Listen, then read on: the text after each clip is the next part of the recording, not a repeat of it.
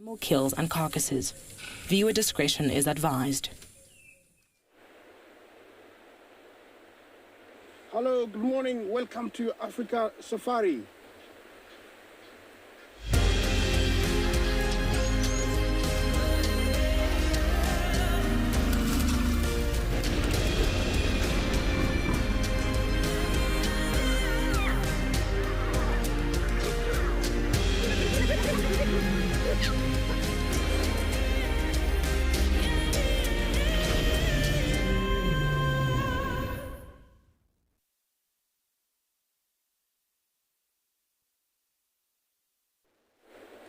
A very good morning, everyone. It's a beautiful morning and we are already at the banks of the Mara River. My name is Isaac and on camera I have Big James. Already we're back here to try and find you another crossing. Remember yesterday we were here but we couldn't find one. Remember to talk to us on Twitter, hashtag CGTNWild and hashtag Wild Earth. Comments and questions are very, very welcome. Already I have found the residents of the Mara River. The weather today in the Masai Mara is around 27 degrees Celsius, so it's perfect. It's a perfect start for all of us. Yeah, remember these are the resident hippos we've been finding here every day, and soon or later they start going out onto the beach if the sun comes out. The river is slightly lower today, and so it's not as fast as it was the last couple of days. I can see a few rocks, and now we have even hippos parking onto the left side, which was not the case a few days ago. It looks like that guy has gone through quite a lot. Look on his back, looks like he's been in a fight. Even at the looks of his body, he looks like he's not very, very healthy. So he's keeping those wounds. Yeah, looks like he's been quite a lot, and that's why he's all alone there.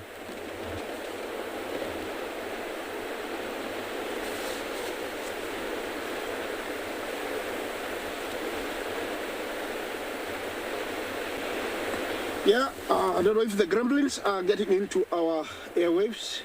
Every now and then something is happening. But yeah, also I have a resident croc.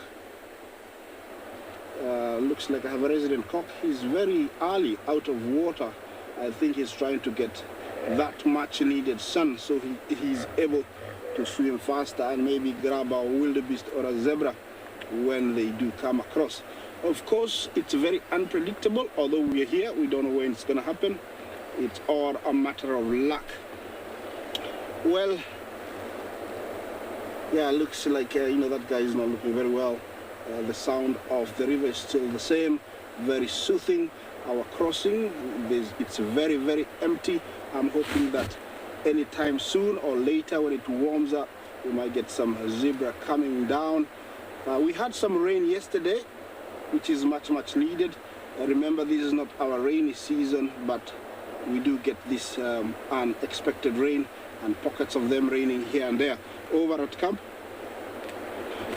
in camp we didn't get any, but there is some here, which is much, much needed because it was very dusty over here.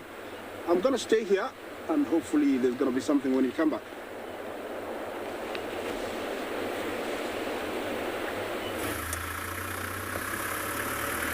Well, Isaac, good luck and stay right where you are, because we have learned with time is our patience that always bears some good fruit, and by staying there, chances are these animals might cross. Now, we've got some beautiful birds at a particular spot there. Are you happy there, Bungay? Early mornings are always very good. I'm sure you know we are always out on safaris early in the mornings and late in the afternoons, because that's the time when the temperatures are cool or are down, and the life here is always more active and more busy. And for those who loves birds, Africa is wonderful to get to see so many bird species. Now, if you look there, we got about 2 or 3 different bird species. So you're asking how large is the Masai Mara? The Masai Mara is massive, it's huge, and we are talking of about 1,500 square kilometers. It's divided into two. We have what we call the Greater Mara or the Main Mara, whereas where I am now, this is called the Mara Triangle. So the Main Mara is about 1,000 square kilometers, and the Mara Triangle is about 450 or 500, thereabout, square kilometers. You may also want to know why we call it the triangle. If you look at the shape of a triangle, or you get a chance and look at the map of the Mara, you're going to see the very famous river where Isaac is. That's called the Mara River. And then Kenya borders a country called Tanzania, which is also the boundary between the Masai Mara Game Reserve and the Serengeti National Park. So that's the other arm of that triangle. And then we have one very big escarpment, if you maybe watched the movie Out of Africa, that is called the Olololo. So if you get a chance, you'll see that's how we describe the Mara Triangle, by seeing the Olololo escarpment, the Mara River, and the boundary between Kenya and Tanzania. Maybe along the drive today, we'll give you a chance to see that.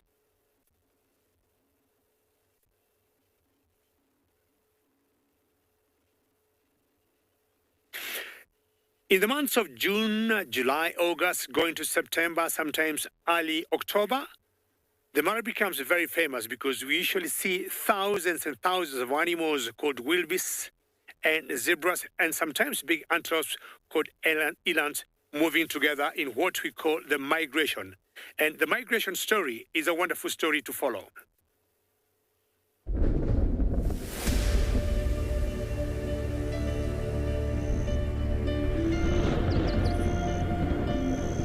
Thundering storms of East Africa are something to behold. They feed the meandering Mara River and nourish the grassy plains. Every year, the migration herds stream across from the Serengeti into the Masai Mara.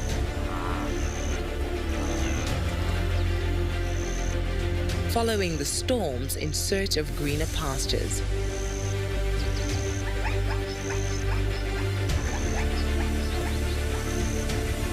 The zebra vanguard are the first to venture across the river.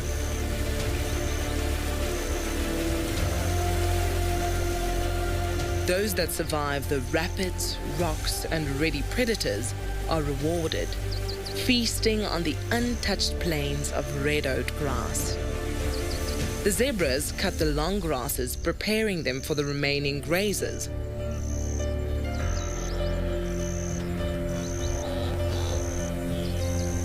It is now the time for the body of the migration.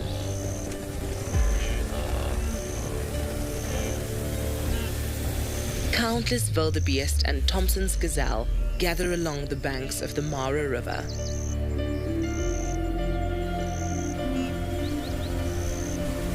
Like the zebra herds before them, they must face many challenges. As every antelope's ability is put to the test.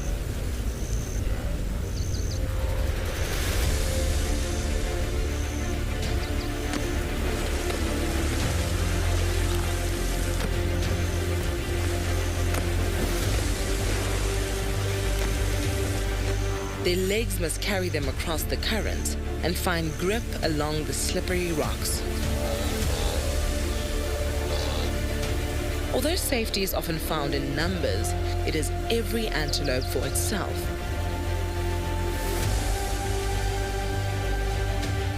Until the survivors meet again on the other side to relish in the grassy rewards.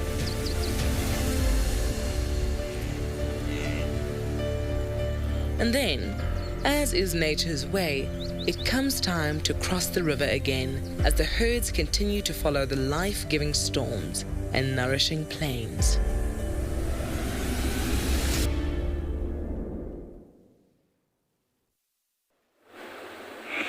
Hello, welcome back.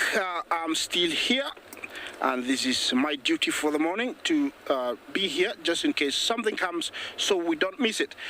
Yeah, it's always nice to see these wildebeest, crossing the river, and you always ask yourself why they do it. But it's an ancestral route that they follow. They follow pastures, and also mating forces them to come up here in the Masai Mara. This is the river they have to crisscross, and it brings a lot of excitement when they do that. It is the ultimate thing to see in the migration. Of course, seeing the thousands and hundreds out in the plains is always exciting. Also, hippos at this time of the year are usually displaced sometimes or disturbed during the day when they're catching their much needed sleep. They will be disturbed, but they always know that the wildebeest are going to leave, and so the norm is going to come back. Talking about the migration, maybe you haven't heard much about it, but they are already in Kenya, in the Masai Mara, here in the Mara Triangle, and also on Greater Mara. They had been crossing the previous weeks to the other side. We have seen a good number of them cross back to this side, but I'm still waiting for more thousands that are still across. Of course, it is hard to predict when they are going to come back, because it's been raining, and what forces them to crisscross sometimes is the urge to drink. So while there is too much water up there, I don't know when they are going to come down to have a drink.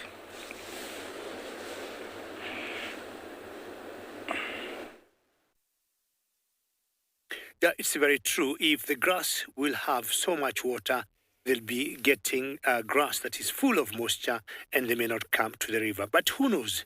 Now, the hyenas we saw for a few seconds disappearing in the thickets, and I told you I'm going to wait for them.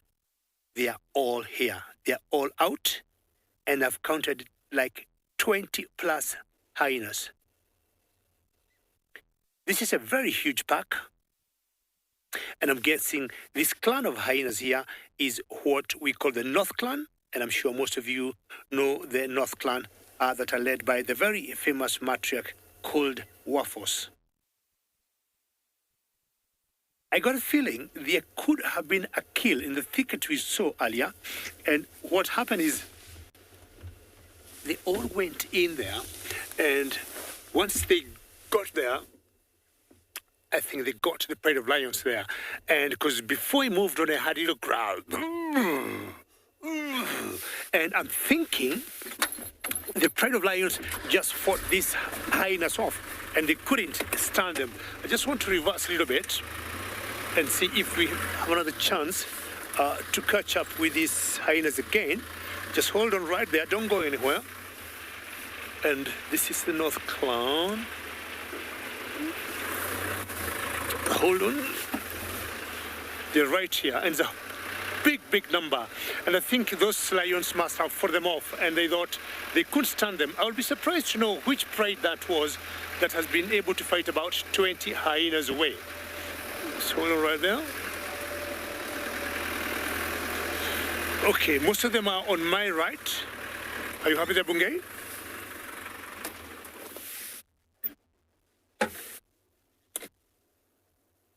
And you can see what they're doing. They're retreating now to their den. There must have been a standoff in that bush. And for the hyenas to give in, I'm very surprised. And because we are very close to the Mara River, I got a feeling, chances are, that pride of lions was on the other side of the river and not this side. And hyenas in water are not very good. Otherwise, more often than not, when you get a battle between these two predators here, the hyenas always win. Lauren, you'd like to know whether I have seen Wafos recently. Not really. I have not seen her, and we have been a little concerned where she has been, but I want to tell you some pretty good news from the Michigan State University researchers who have been following these hyenas, or this particular clan, for years and years, maybe over 30 years. They have said Wafos is fine, and she is doing very well. So good news, Lauren, that matriarch is perfect wherever she is. But we have been having lots of rain in the Masai Mara, and the direction they're facing into, that's where maybe their current den is. And looking at the geology of the Mara, it has lots of black cotton soil. It becomes very tricky and very difficult for us to drive there. But, as I said, the good news is one force is there. And as soon as we're able to spot her for you, we'll let you know. And maybe also find out how the granddaughter Soup is doing. Well, we'll move on. And my plans today is to look for lions and possibly giraffes and elephants. What a beautiful day.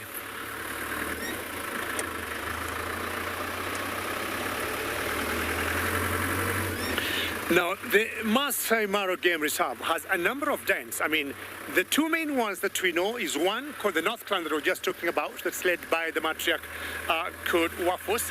And then there's another den, or there's another clan that's called the Happy Zebra Clan. There are lots of them, and we'll have a chance to learn more about the same. In the Mara, hyenas occupy burrows underground, safe havens for mischievous cubs. As they explore their small world and learn their place in the clan's hierarchy. The den has no physical boundary, with other residents passing by all the time. Sometimes the outside world will encroach on their space, threatening the safety of the den. Young hyenas must then learn the difference between bravery and discretion.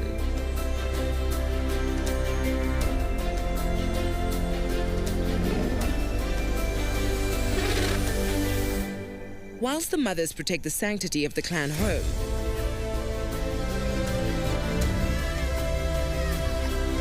older members, battle-scarred from their fair share of fights, are constantly on alert.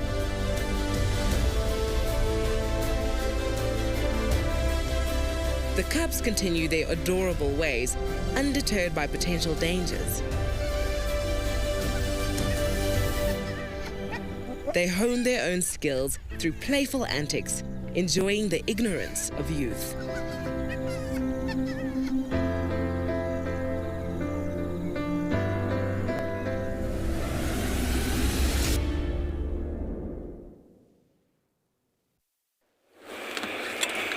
Welcome back.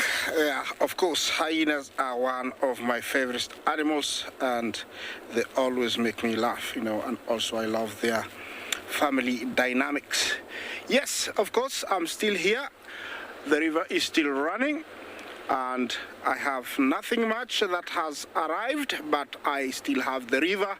That is the place where they have to cross, and it's an added advantage to be here because I know, if they have to cross, this is where they will be.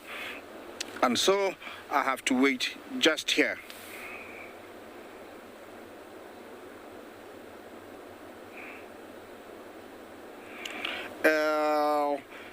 Is that Liz?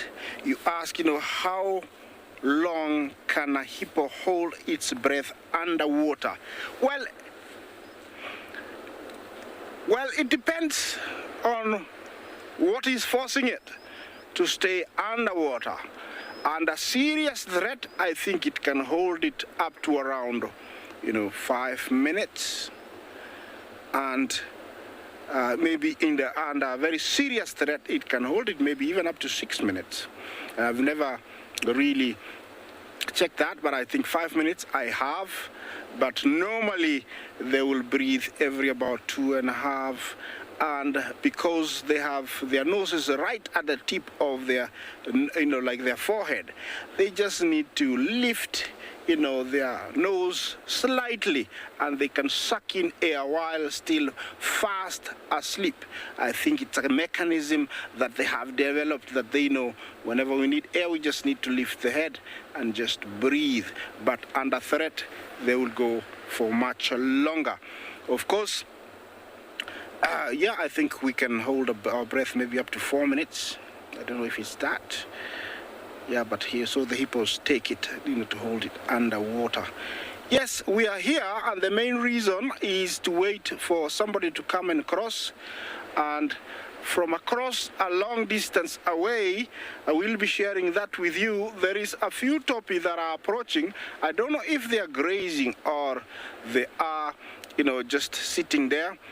But, they look like, there's something that they are watching. Do you see them, James? There we are.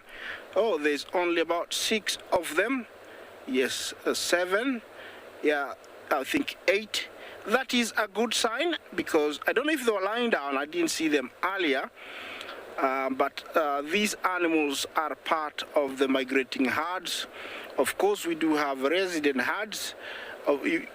In case you don't know what is a topi, it's a large antelope weighing up to around 250 kilos and one of the fastest in the African plains. They do migrate, amounting to around 20,000. It is only found in the Mara and parts of northern Serengeti. Yeah, we are back to the crocodile. This is the famous Nile crocodile, an inhabitor of all African lakes and rivers. Sarah, thank you for your question. I don't know what time it is there, but all I can tell you is good morning. What is a predator to a crocodile? Well, fully grown ones don't have predators apart from man. They are hunted for food in parts of Africa. I hear they're edible. Never tried. I don't know. But basically, a fully grown ones, like here in the Mara, has got no predator at all. Young ones and a day old up to around a year are preyed on by monitor lizards. Other crocodiles do eat their own, the younger ones, and so they really hide. You don't normally see the younger ones. Crocodile eggs are eaten by monitor lizards, mongooses. Those are the little threats that they face. But fully grown ones have got no predators at all. This is a predator that you don't want to mess around with. They're very dangerous, very strong, and can stay underwater for very long periods. So they are avoided by all means by very many or all predators. The Nile crocodile, I think it derived from the Nile, and hence its name, the Nile. And they can appear anywhere without notice, and especially after rains, because those streams that run down to the river come to the river, they do follow them, and especially younger ones, trying to find a safe haven or somewhere that has been occupied by other crocodiles. And by doing that, they just appear out of the blue. And so they keep spreading. They are not under any threat in Africa. And so they are doing very, very well. Mind you, these guys feed really well once a year, and this is the time when they're actually feeding really well in the migration time. And once they've eaten really well, they can stay up to 1 year without feeding. Believe me, they can stay up to 1 year. I wish I could do that. Most of us, would want to do that, just bask, go around after eating a good big meal. But during this time, they have to eat as much as possible. At the moment, we have seen cases where they have eaten so much, they're actually playing with their food. I saw one, biting and diving with a zebra carcass the other day. I saw another one playing with a topi carcass yesterday. So they are so full, but they're still nibbling, very much like other carnivores. At this time of the year, they also have had so much to eat, but they're still killing and eating whenever they can find something.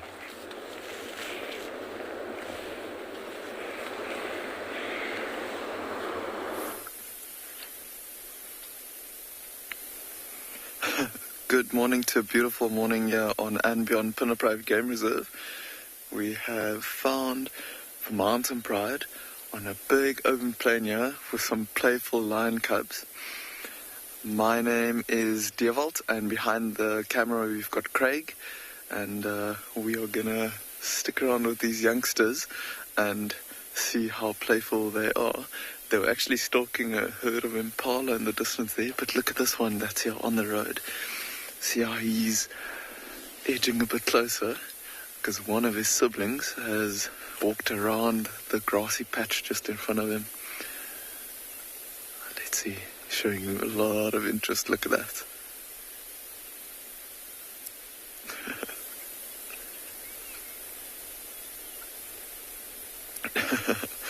Yeah, we are super excited to see this pride of lions.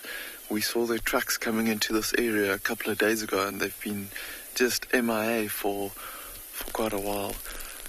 There's another youngster that's now stalking the one that's going further to the left hand side there. Look, he's running.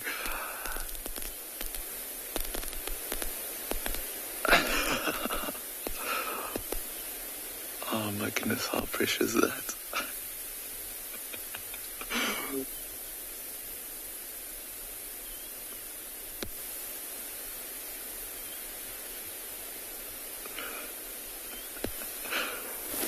Oh my goodness. I'm so happy about this, and they are super playful because it's nice and cool.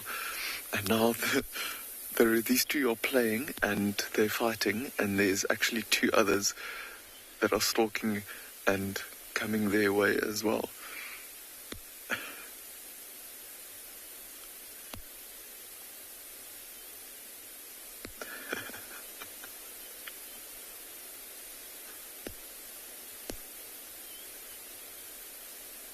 See how this one is all of a sudden looking the other way, because you can see his siblings probably coming a bit closer.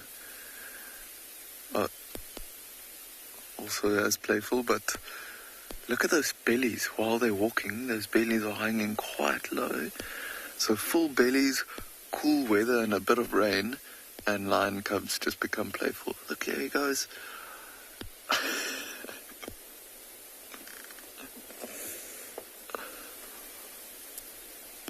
Oh, what a beautiful scene.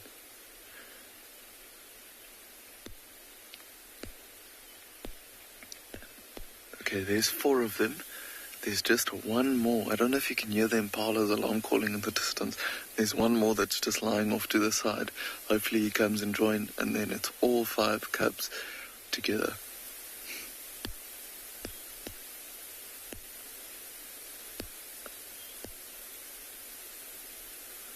See how there's quite a bit of ears being pulled back, so sometimes it gets a bit rough, and then they get a bit irritated by each other.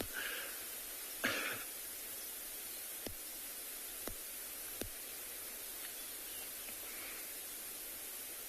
can see there's some bones there in the background. There's a old giraffe carcass on this open area, actually from this same pride of lions, but a year or 2 ago.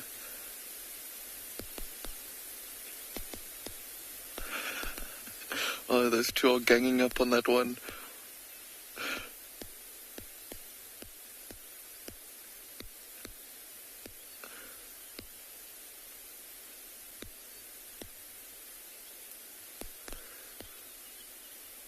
We're not going to move around too much because we don't want to disturb these youngsters. Oh, that one there on the right-hand side has found something on the ground that he's interested in. He might go and pounce on the others now.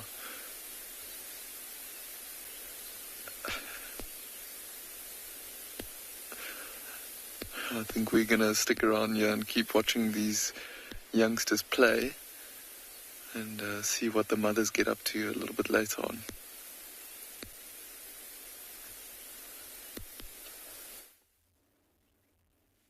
Well, it's always very interesting to see cubs playing at that particular age, because ideally they are always full of energy.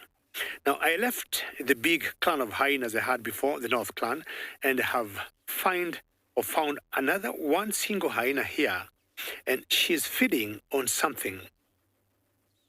Now, she's definitely a member also of the North Clan, and to me, she's feeding on some very old carcass. I mean, it's not fresh, because if it was, would be seeing some other scavengers there, like, say, vultures or marabou storks or tawny eagles, but she's the only one feeding on this carcass.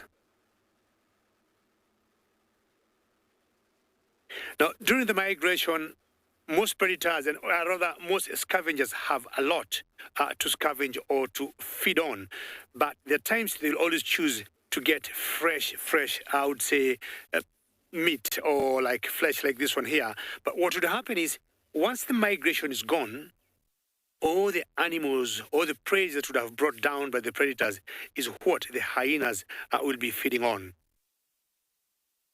She pulled that bit up a little bit, and I want to find out if it's part of a leg, or the pelvic, or the head, or the neck.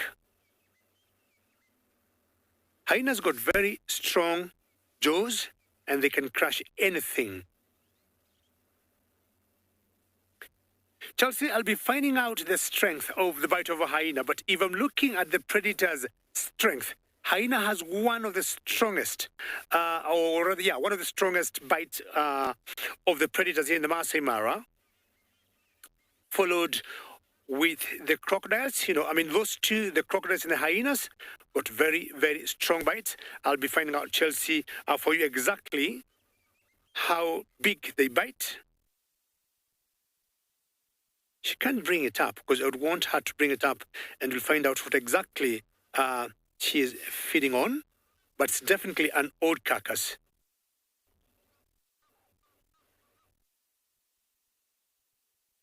And she's just eating alone.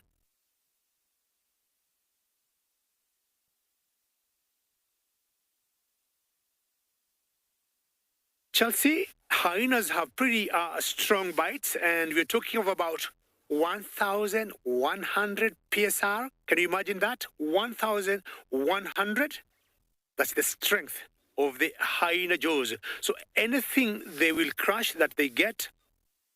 And Chelsea, the only thing I have seen hyenas not being able to crush the teeth. You'll get in any carcass you see, bones, skin, and any part or any bone of an animal, they'll always crush it. The skull, the knees, or the kneecaps, anything that they'll find. But the only thing I've seen hyenas not being able to crush the teeth of the animals. And I'm trying to wonder, is it because they had? I highly doubt. When you imagine the composition of the teeth, being made of calcium, I do not think they're very hard. But to me, I think the hyenas don't think there is a lot of minerals they would get from the teeth. And that's why maybe they usually ignore them. We'll have one more quick look at that hyena's feeding and wait a few more minutes to see if the other members may come to join her. If not, I'll be moving on.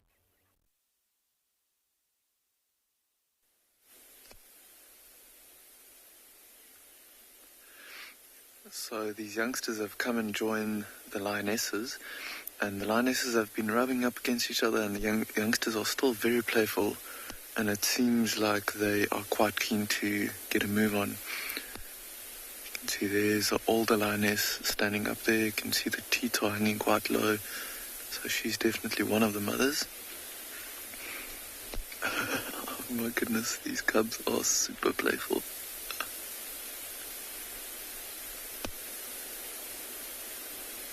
They're ganging up on that one again. I don't know if you could hear, there's a bit of growling coming from his side.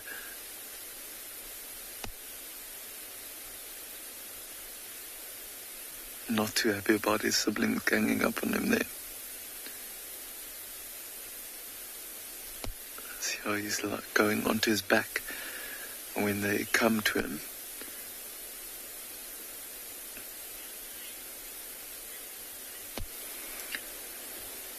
What you're asking, how old are lions when they start to hunt?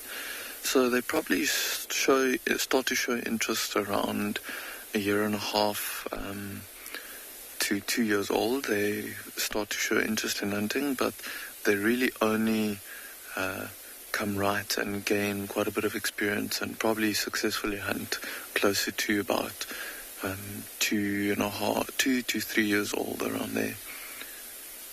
These youngsters, oh my goodness. So I'm sure you've heard this before, but this play is developing essential muscles and teaching them a lot of social structures between the lines as well, but also helps with hunting and teaching them essential skills to hunt one day. Where to bite, going for the head, around the neck, and also grabbing and stalking, going for the hindquarters there.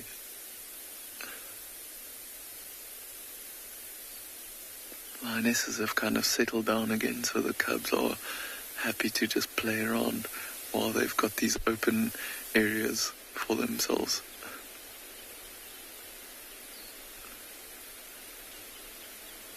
Okay, let's see. This one's not going. See if there's some interaction between him and the lionesses. Oh no, just going and flopping down. Getting a bit tired of playing all morning. Oh, look at that. Youngster going to torment mom a bit.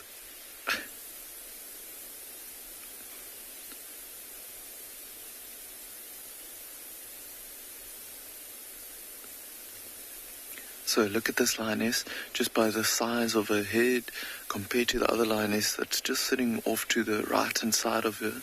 So this is a younger lioness, but also one of the mothers. So there's one lioness has 3 cubs and one lioness has 2 cubs. And they all about the same age, probably just a week or so apart from each other. Because both these 2 lionesses went into estrus at the same time and was mating with the 2 dominant males in the area. Luckily there was 2 males, so both of them mated at the same time and had cubs together.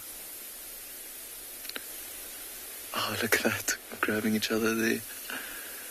But I think we're going to stick around and see what these lions get up to, because it's nice and cool. And hopefully they start to move soon, and the youngsters stay nice and playful. We are sitting with a beautiful silhouette of an incredibly awesome predatory bird called an African hawk eagle. And one of the pair is flown off, but the second one, I think it was the slightly smaller one, so probably the male, is about to fly off as well. It looks like it's leaning into the wind.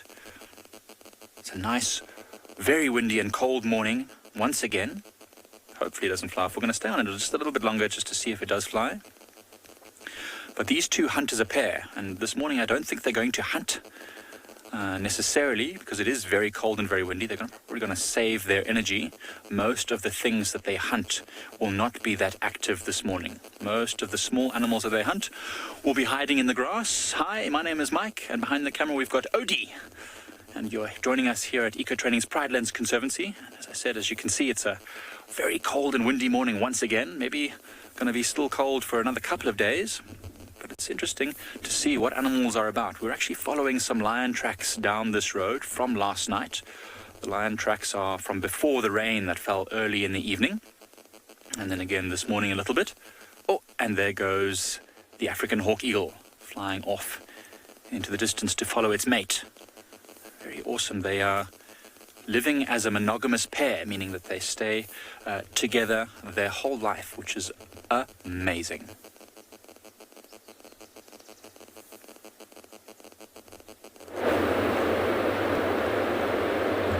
Welcome back, everybody, and my crocodile is still in the same position. He's not dead, mind you, he is not dead.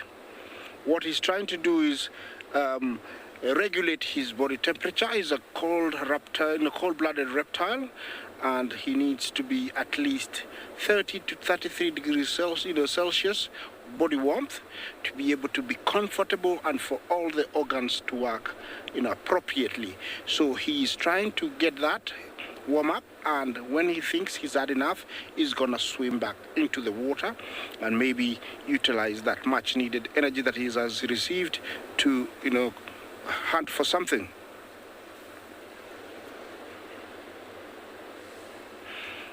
Cameron, you asked me if crocodiles are territorial. I would say no. They're not. I might be wrong.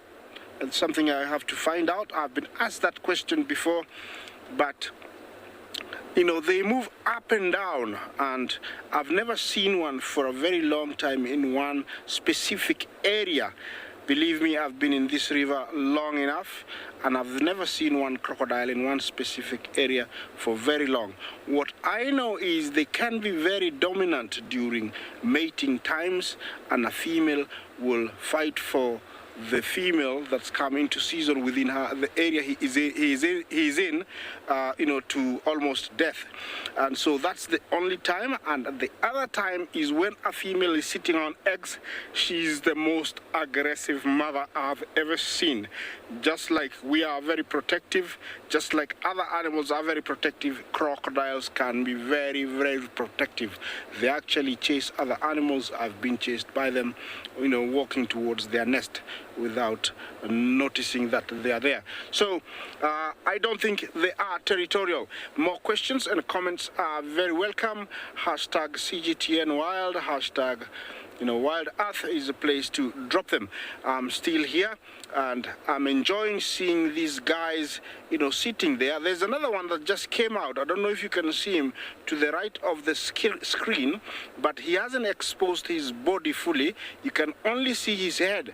I don't know if you can see that, James. He's over there, exactly. He just came out, and I think he's realized that he's running out of steam. Being in water, he's getting too cold, and he can't swim, he can't go fast. So he has decided, or she has decided to come out and get some much needed, sun.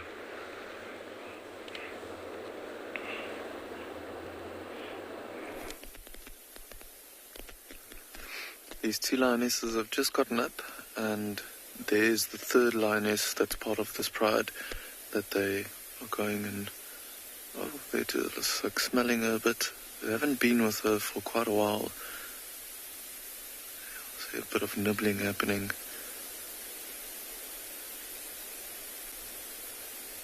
Look at the youngster in between mom's legs there. And it seems like they are getting on the move.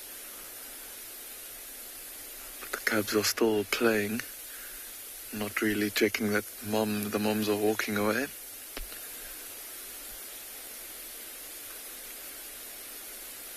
Oh, just realized mom and them are walking. Might need to catch up with them.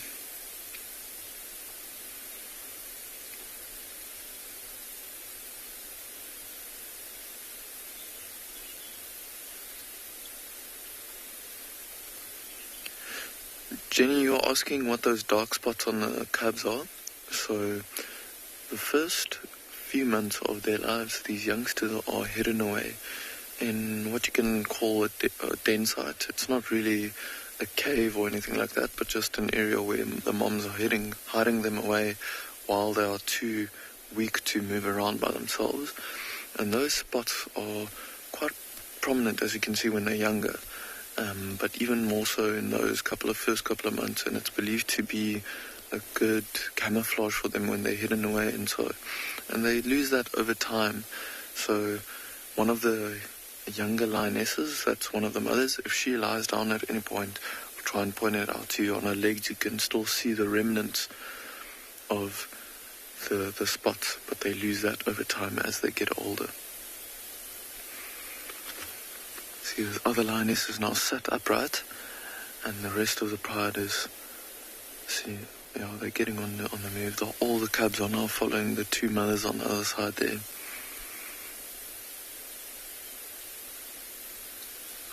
I keep hearing just a little bit of a low call from one of the lionesses, almost as to tell the cubs, come on kids, let's go, time to get a move on. Here they go, all five of the youngsters there as well.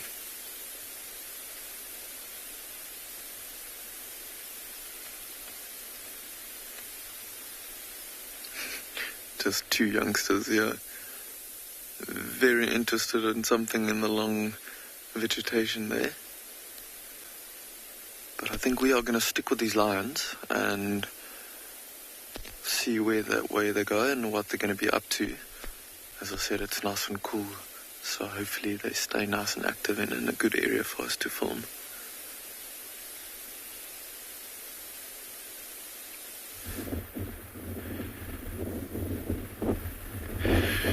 morning, everyone. It is another cool morning here on Tswalu, but a beautiful, beautiful day it seems that it's going to be. The wind has changed, so we're hoping for a little warmer weather a little later on. But yeah, we have a beautiful male kudu with us at the moment, just enjoying the view just a little bit first. And yeah, so we'll go back to the kudu now, guys, but yeah, just as you can see, nice and cold. The temperatures should start changing soon. But yeah, just as we go in on that kudu, you can see he's hiding from the wind as well, typical of them standing on the side of the bush where the wind isn't coming from, just snugging in there. But a beautiful, beautiful individual. It would have been just past time for them to mate now. Typically you'll find the kudus mating around April, May, maybe a little bit into June.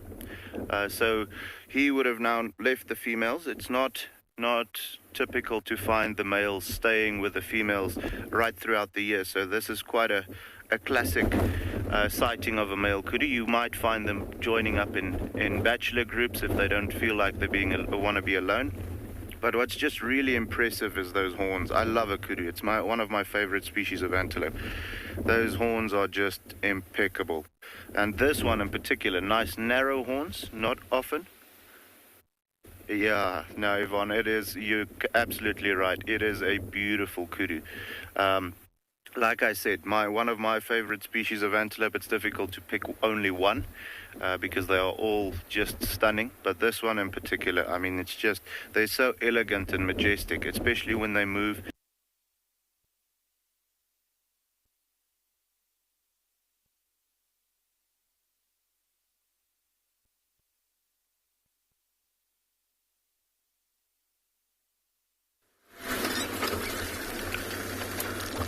We just moved a little bit. The lions are still on the move. They are right next to a mud wallow there. You can see quite a bit of interaction there. Look at that. The youngsters like rubbing up to moms.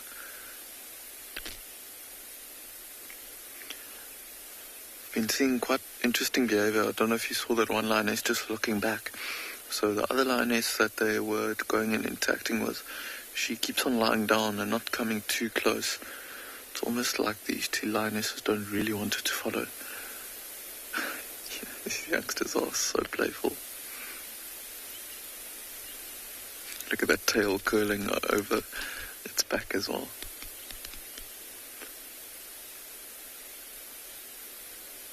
And these cubs look nice and round and fat, but the lionesses, they seem like they are quite interested in hunting maybe this morning.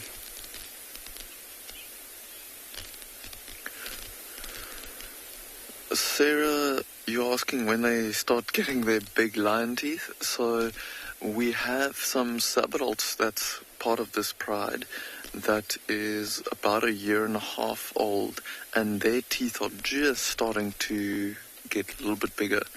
So when they're about 2 years to 2.5 years old, and then their teeth are almost as big as they would be when they are fully grown. I don't think lions actually lose their teeth. They don't really have milk teeth like people do, and don't lose their teeth like other animals do. Look at this youngster stalking the other lioness that's now walking towards her. So just to answer your question, their teeth just grow bigger and bigger over time. See, these youngsters are also not too sure of this other lioness. So still keeping their distance. They keep on stalking her, but not really getting too close to her. Very interesting behavior. I was just saying earlier, compared to the other two lionesses, her stomach is quite big. I wonder if she's not maybe pregnant. Look at that. Even where that stomach is, it's like quite far in front.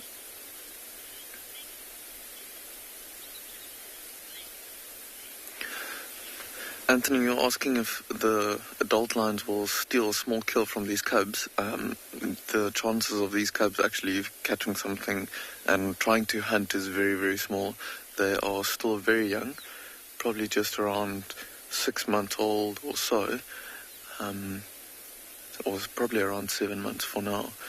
And I think that they would probably only start showing interest in hunting when they are around about a year and a half to 2 years old, so not really a chance of them catching anything. We're going to keep on going past this other vehicle that's here in front of us and see if we can stick with these lions. They've just gone around the corner there. See if we can keep up with them, because it's nice and cool, so any chance anything might happen, especially with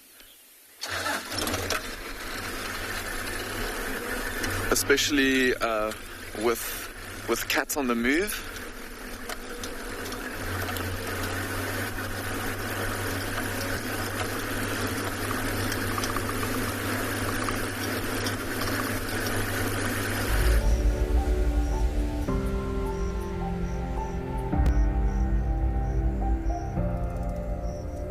Most cats are solitary creatures, with lions being the only exception.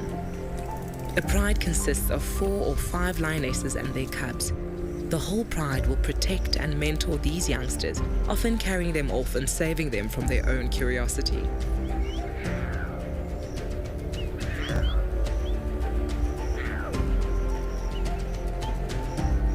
Bonding between the adults and the cubs often shows these cats' cute and cuddly side.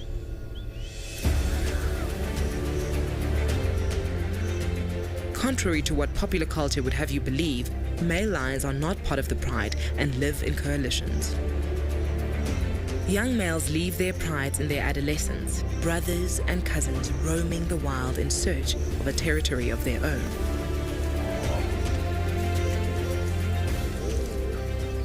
In time, the males settle and look to fortify their feline lineage.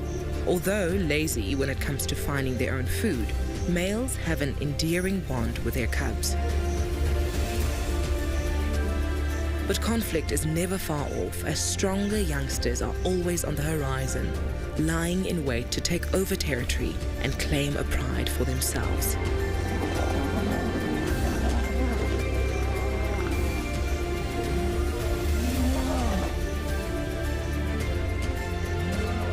It is an awful sight, but pushes the females of the pride into estrus, allowing the incoming males to state their claim and further their own bloodline. The dynamics displayed by these social cats are intriguing and ever-changing, a contradiction of cuteness and feline ferocity.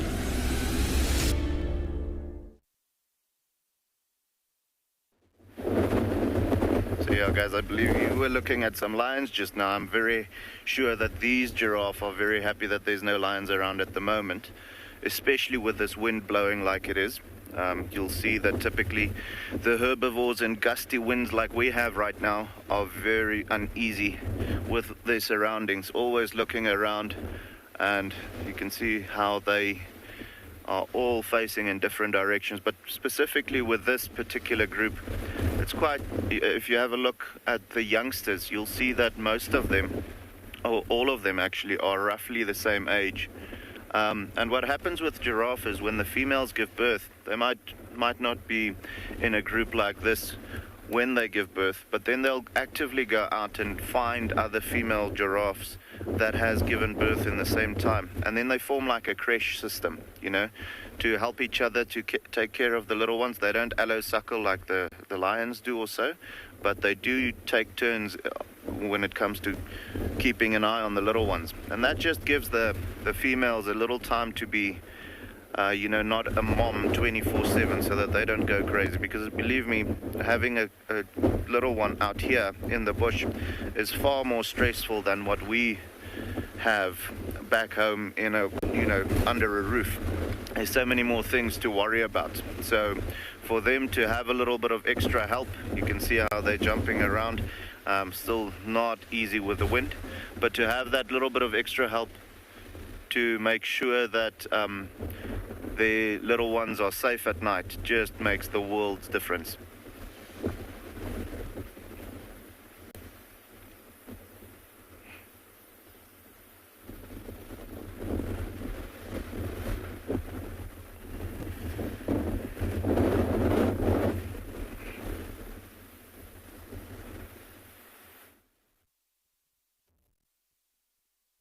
Well, it's very windy in Swallow.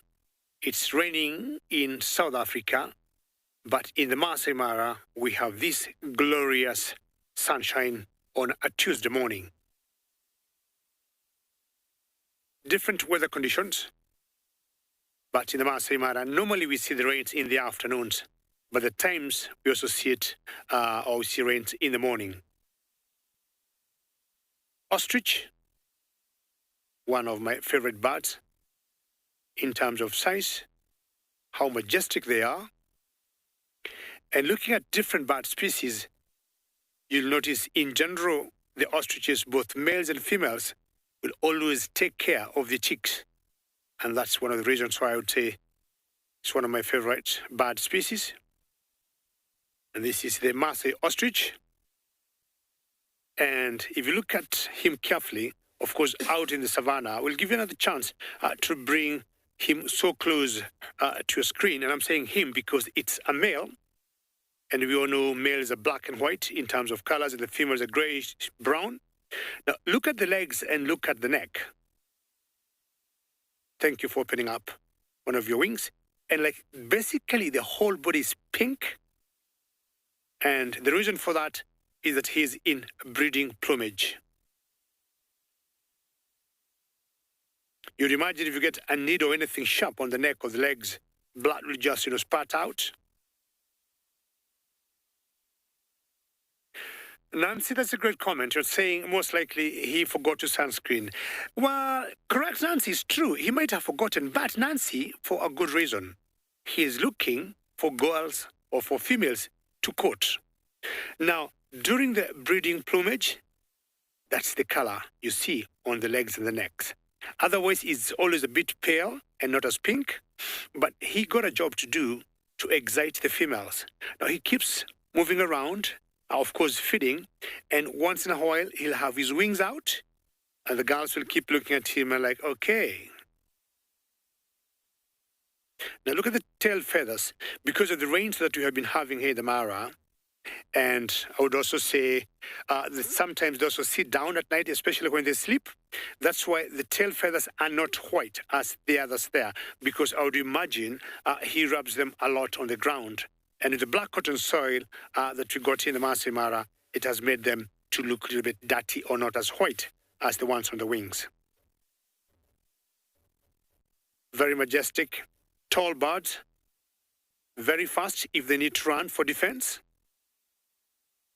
And they'll go picking leaves as they walk, or some grass seeds, or any insects they might get. Who knows? I'm just going to move around and maybe we might see the females he is looking for.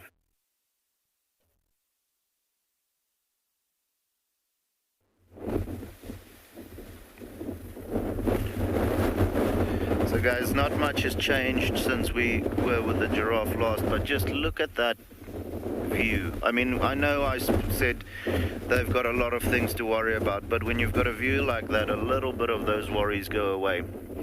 You'll see now, you can see easily how the little ones are more or less the same size now that they're all clumped together over there.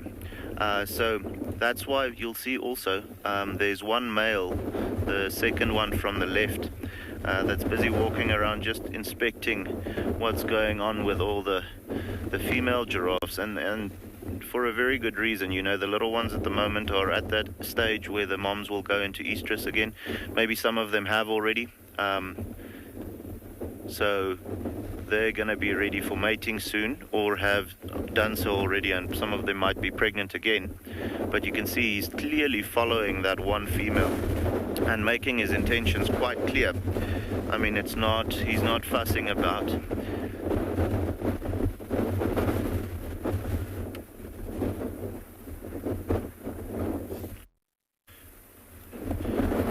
Sorry, Chris, can you just repeat the question?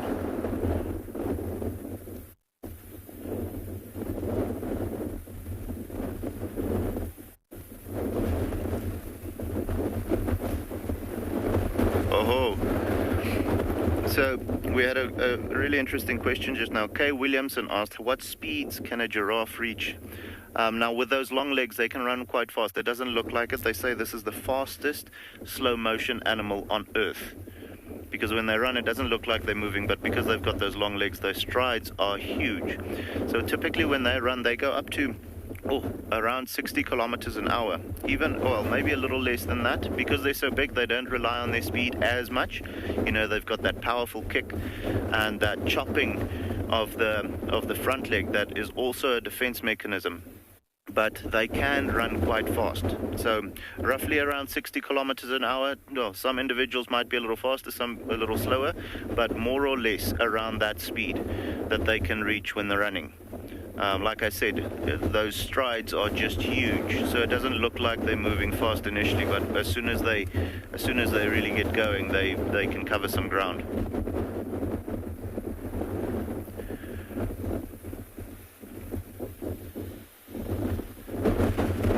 Yeah, that boy is really interested in whatever's on offer from that female. But yeah, guys, even though that is the case, you can still see how he's keeping a constant eye out for danger. This wind is just making them paranoid. They are never quite relaxed or completely relaxed when the wind is like this.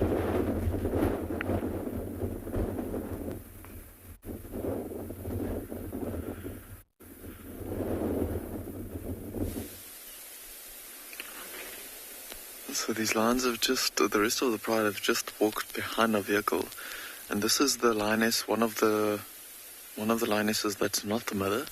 And it was very interesting when the cubs came really close to it just now. She actually growled at them, like properly growled at them. Very weird behavior. But the rest of the pride is actually going into the thicket here behind us, and I think they are starting to show interest in hunting. There, she's just realized they're moving off. Look how beautiful she is, but she's a big female here. Wow.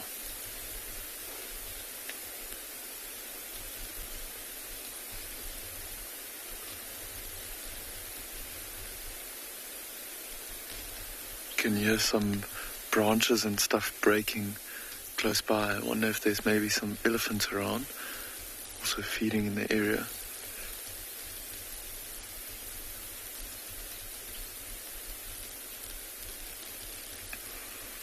See how she's listening to the side there.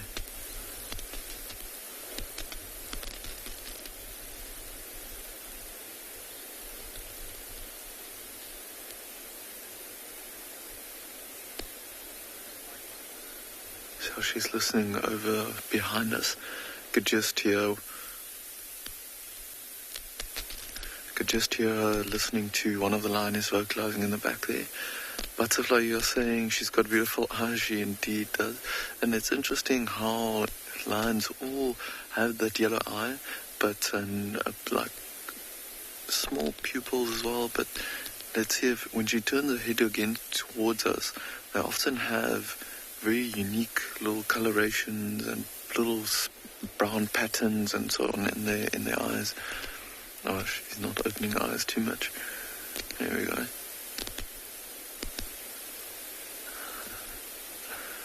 I think she's quite tired of following the rest of the pride the whole morning.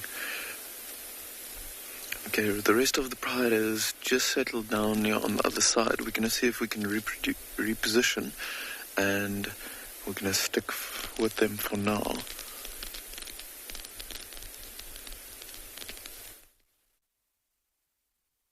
Yeah, if the rains will have stopped and then start warming up, chances are the lions may want to settle down, as is typical of most cats and especially the lions. Now, we got different birds here. We were just watching the ostrich earlier, and these birds, we call them bastards.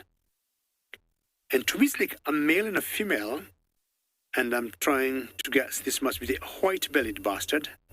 And the one in front to me, it's the male. You can see the black and red on the face or by the eye.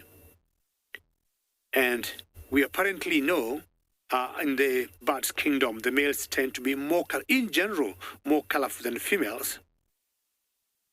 And he seemed to have been courting the female when we first got here. And having seen the ostrich in breeding plumage, I got a feeling there's a lot of love in the air going on.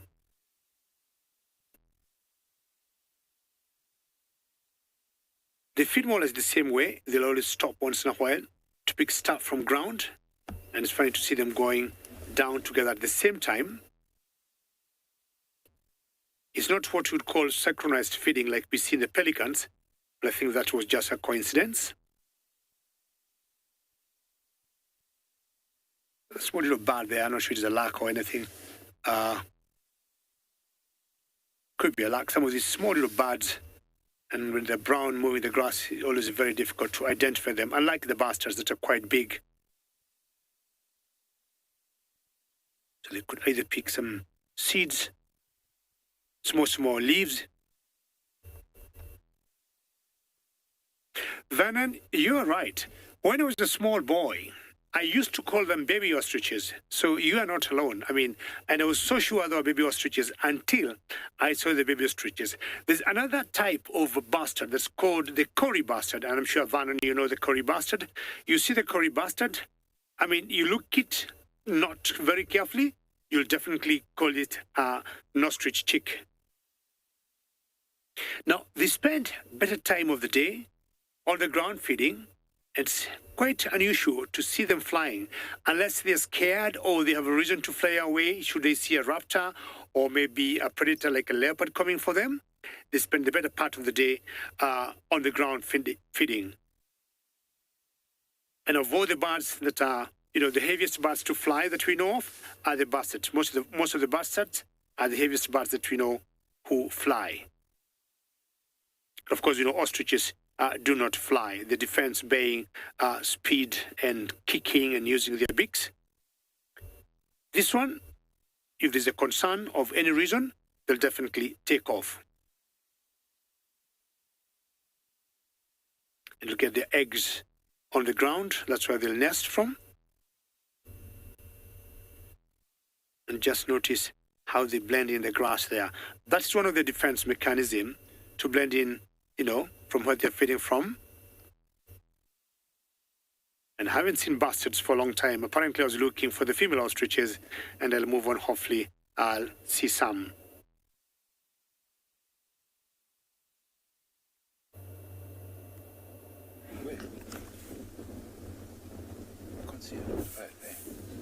Hi there. So we are sitting with a jackal, a black-backed jackal. We were following lion tracks. We've lost the lion tracks for now. We found some hyena tracks, and we were following them around into this open area, and we came across this black-backed jackal. There's a pair of them.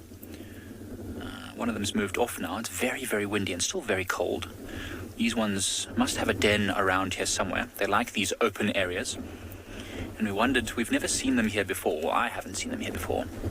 So we wondered if maybe the lions that were seen yesterday evening in this area had have been doing a bit of hunting and maybe come up with something.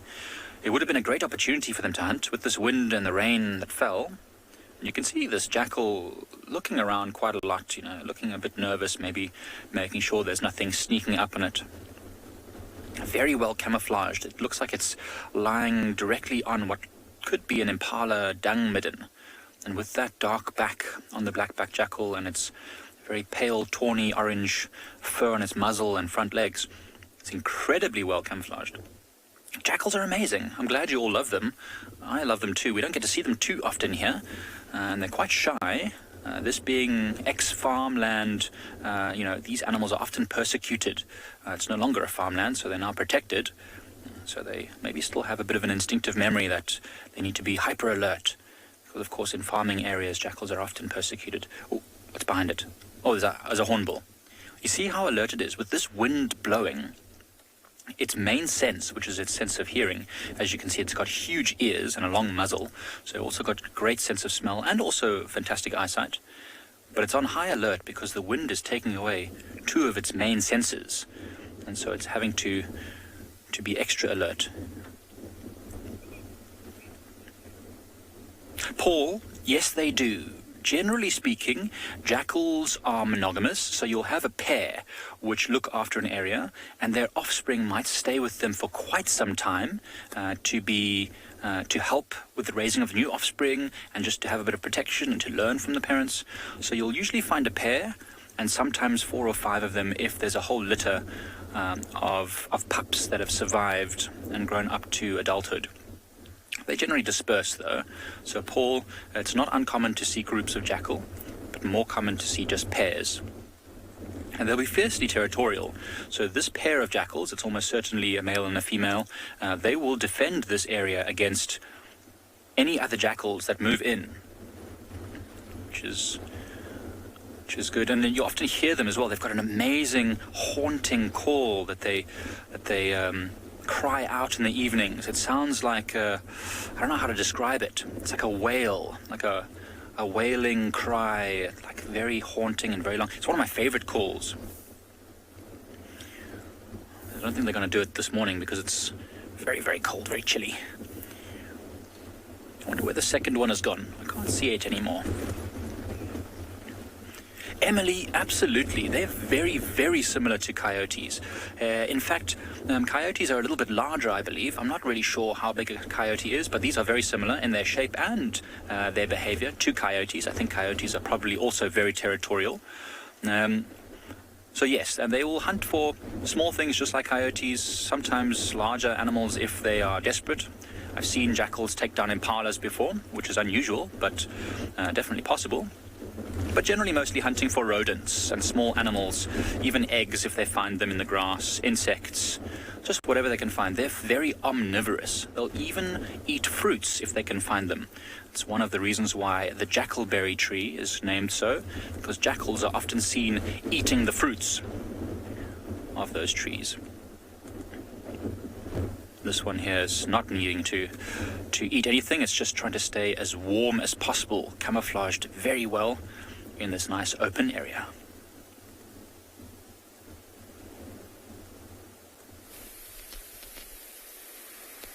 So we followed these lines all the way down this one road, and they're keeping on walking down the road. And this is the older lioness that's also just hanging back. Oh, she's just heard something. Look at how she's listening with her ears perked up there. Just hear the other vehicle coming to join us now.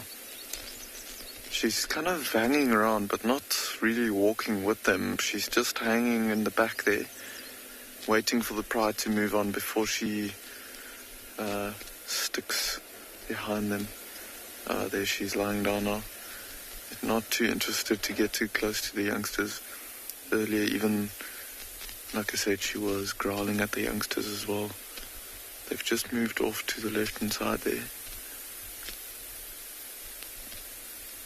Interesting behavior. I wonder if these two other lionesses with the youngsters are trying to move away from her, but she keeps on following them.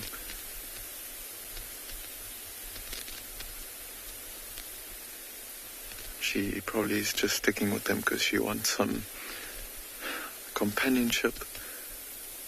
This pride has been scattered all over this area of the reserve, and we haven't seen all of them together for quite a while. Wonder if there was some conflict inside the pride. So she keeps on listening straight forward. I think the last few of the cubs are now just walking out of her sight. We'll see if she gets up and follows them soon.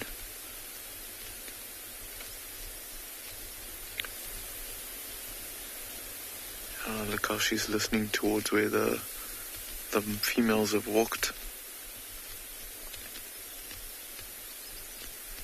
She might lose interest in following them the whole time if they keep on moving.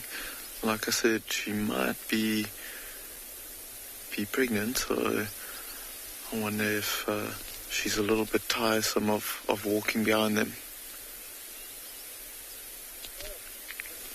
Diana, you're asking how far lions can see. I'm not sure exactly how far that would be. I'm sure they can see as far as the conditions allow, and we can also see pretty far, but their eyesight is super, super good, and I think they are more adapted with their eyesight to see movement and see animals in thicker areas or maybe in the distance on hillsides or something like that. But in these thicker areas, she's now relying on her hearing. You can see how she's listening towards where the rest of the pride have gone.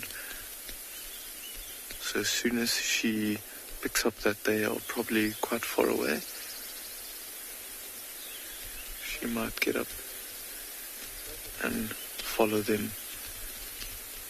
Oh. Oh, it sounds like they've got something on that side. Sounds like almost like a warthog or something making a really hectic sound. I wonder if the rest of the pride caught something there. Let's see if we can stick with this lioness for now.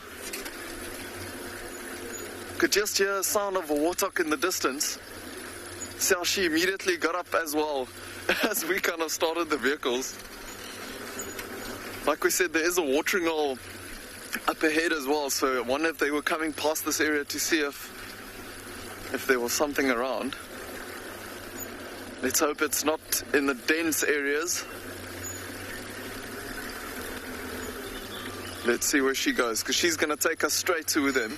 So we'll keep following them. There you can just see the youngsters also running around.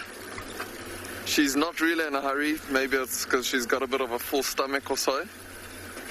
But also a warthog between all these youngsters and the two lionesses. Maybe not something that she's too excited about.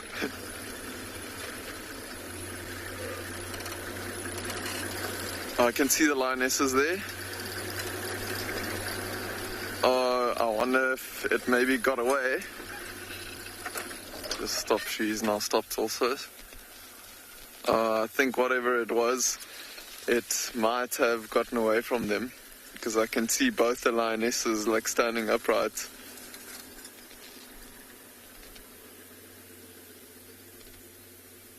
I think they missed. Maybe they had it or caught it in a bush and then it got away from them. Oh, unfortunately.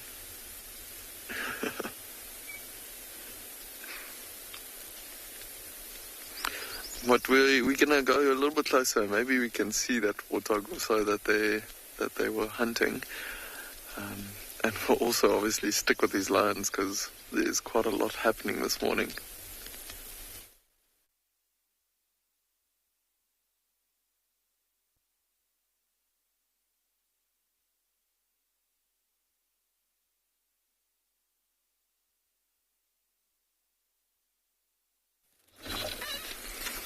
Sorry about that. As you know, we are in the bush and we do rely on good signal strength. See how the youngsters are going to rub up against mom there.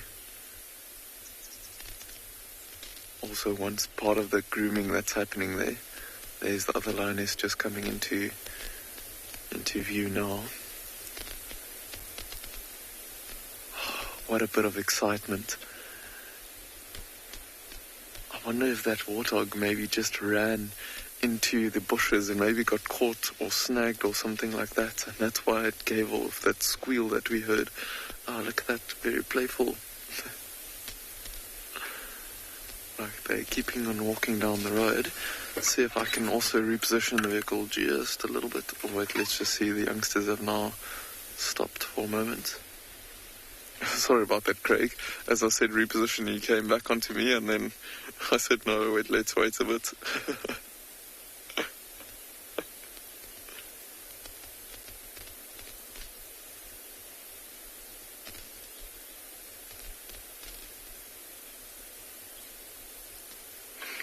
It is so incredible how they blend in with the vegetation, everyone.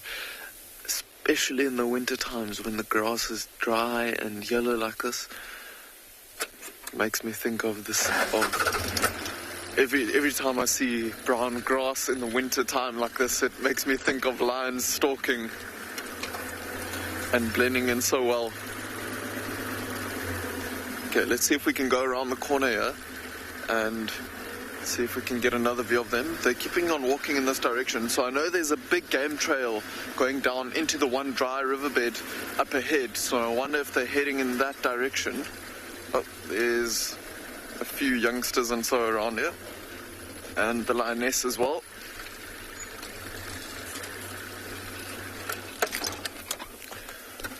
So we'll try we'll try and not get in between her and the rest of the pride. We don't want to change their behavior with the vehicles at all or anything like that. So we'll wait for her to move off before we start moving, but we'll stick around and see what she gets up to.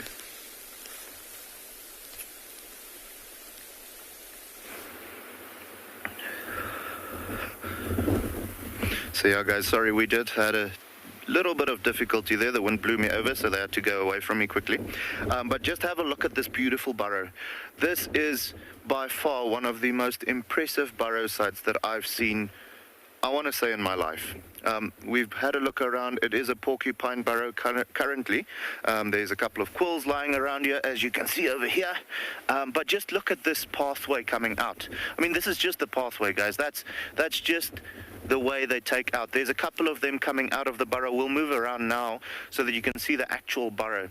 And this had to be, or has to be, generations and generations of either porcupine, it could be a multiple mixture of organisms. I mean, brown hyena will live here, aardvark, warthog.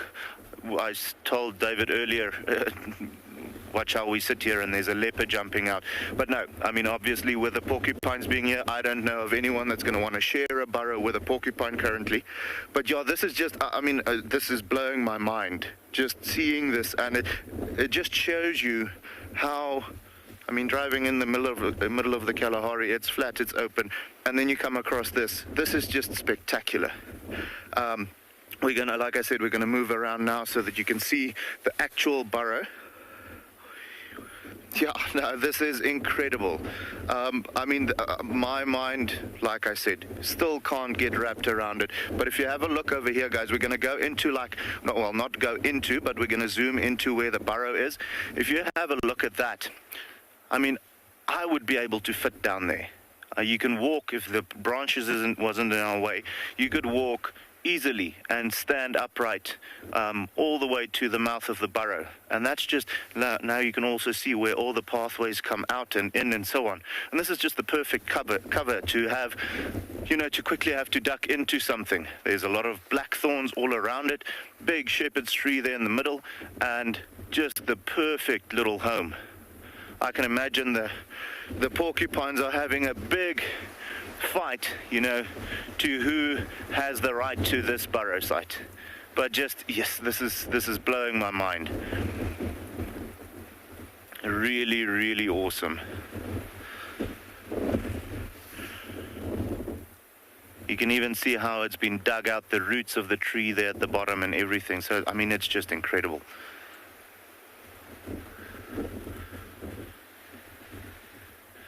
Looks like a yeah, no, Gail, I mean, this is a mansion in the bush. There was a comment saying that this looks like a mansion in the bush. And honestly speaking, this is what they would call a Kalahari mansion. I mean, that's just incredible. Sorry, guys, I know I'm saying this a lot, but this is just awesome.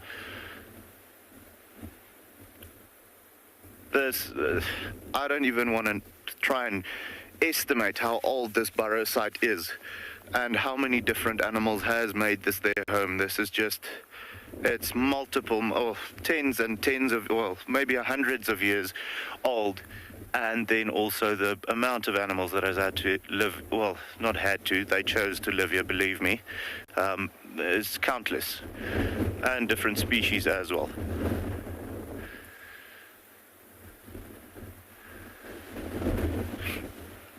Never a dull day in the bush. And these surprises are what makes every day so special.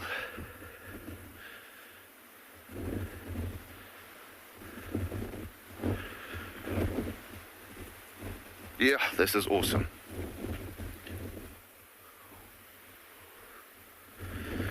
So Paul had a question just now. Do porcupine quills grow back? And Paul, yes, they do. Because it's their defense mechanism. As soon as they, well, you can see there's a couple that fall out every now and again. They get pushed out and there's new ones growing back as well. But then also when they have to defend themselves against a lion or a leopard or well, whichever animal they feel threatened by, when that gets poked into the other animal and pulled out of his body, that will gradually grow back. And, you know, complete that set of armor or set of arrows basically that he has protecting his body, especially the hindquarters.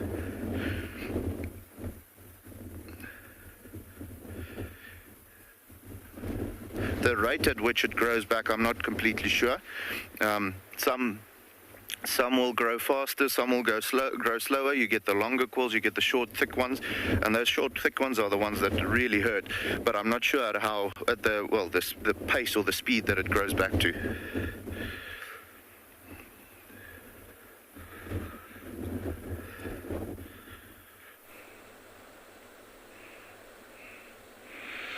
Yeah, welcome back to the Mara. The river, still the same. Crocodile is still basking. He's a very fortunate to be alive, because that size can easily be eaten by older ones. It is a behavior that they do, and I've seen it.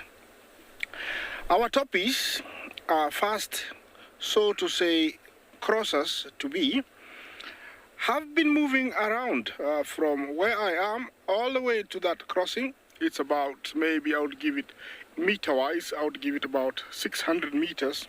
Back and forths.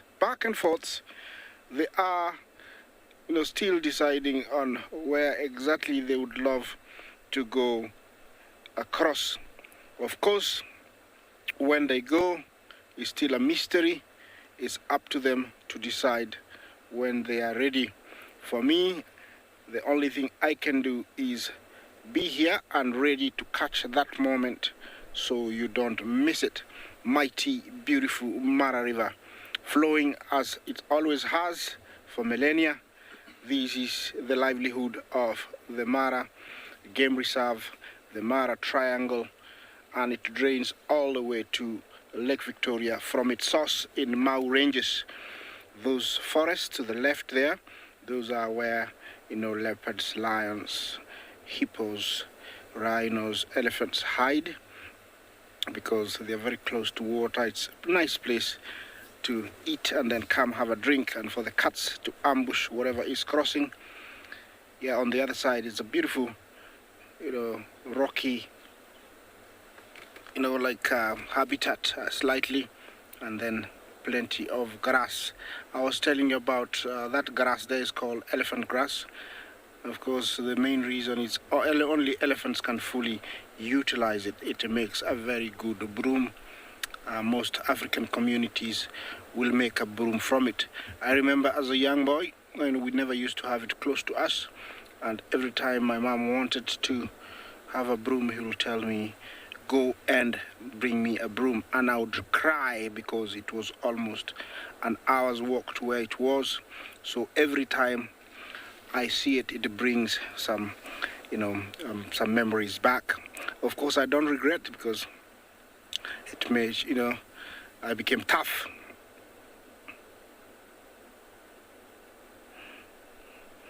Warren, hello, how are you today? Yeah, you asked me if there are people living within. Of course, there are people, because there are camps, there are lodges, there are people like me. We live here.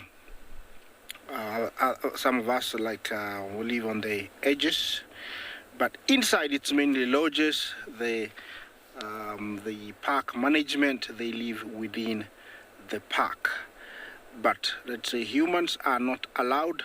If you are caught walking, you will be trespassing, which is the first offense. And then after that, they might charge you for poaching. They might charge you for many other things. So you cannot find anybody here apart from the management and the people who live on the lodges. And of course, or even though they live here and they have lodges here, they are not allowed to, to be within a certain area on foot. I hope I've answered your question. But the adjacent land just on the edges of the game reserve, there are settlements. At every corner there is a small village. Of course, the population here is very, very, very small, so villages are far and wide. Our topic looks like they are having a discussion to go further up. The good thing is there's no crossing down there, so they will have to come down. If they need to use a crossing further up, they'll have to go a very long way, of which I don't think the numbers really pushes them to do that. They will have to come down sometime, somewhere here. The good thing about toppies is it's one of those animals that's very determined. They will never go back. It's only about a matter of time, then they will, cross. They have been very successful until yesterday, when one got chomped by a big crocodile. Remember, toppy is one of the East African plains antelopes, rarely hunted because of their good eyesight and top speeds of up to 70 kilometers an hour. Amazing hearing and smelling also, so they have very good senses. The backdrop you see a long way up there is, I always have to remind you, Olololo, Syria escarpment. It's a rise of about 300 to 400 meters from one area to the other, and it's a natural boundary of the western side of the Mara Game Reserve. Yes, here there is nothing much happening apart from the toppies milling around and the river flowing down, of course, and me talking. So I'm gonna wait here, and hopefully next time you come there'll be something. Otherwise, we'll have to tell you what has happened.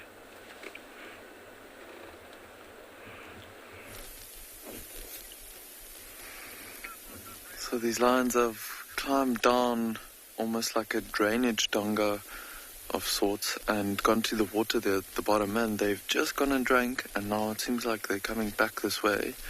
Let's hope they climb back out of this drainage dry riverbed area and we can keep a view of them. Otherwise it's going to be quite difficult to follow them. There's quite a bit of interaction there between the lionesses. Okay, yeah, it seems like they are coming up the hill. Very cool. See, the youngsters are coming just behind them as well. They keep on looking this way, but it's just the other lionesses lying down not too far away from our vehicle, the one that's been following in the back. It seems like they are settling down a bit, it seems. So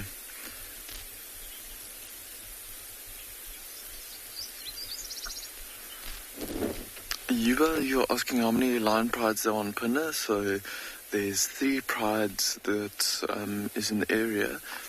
2 in the southern part of the reserve, the Bayala pride and the mountain pride. That's the ones that we have been bringing to you on Wild Earth. And then there's another pride in the north of the reserve that is not in an area where it's possible for us to film because of signal strength and so on. And they don't really come this far south. Look at that, all of them going to interact there with their moms. They're probably seeing that it's now time to settle down, time for some grooming to happen, and so look at these youngsters when they curl their tails around like that. It's like they're looking for attention. And just while Craig is filming there, I'm just going to go a little bit forward just to get that bush out of the way there. And that should be good.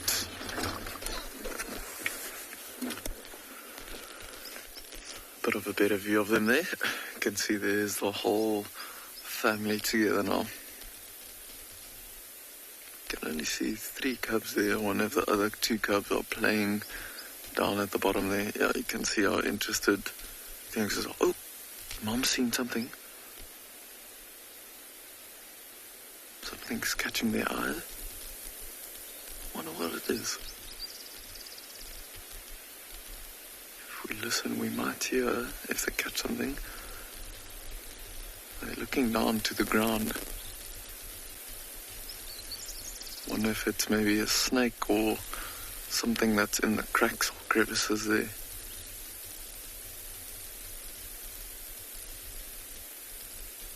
They're all super inquisitive of what's going on. Look at the youngster, he's always also ears pointing straight towards it.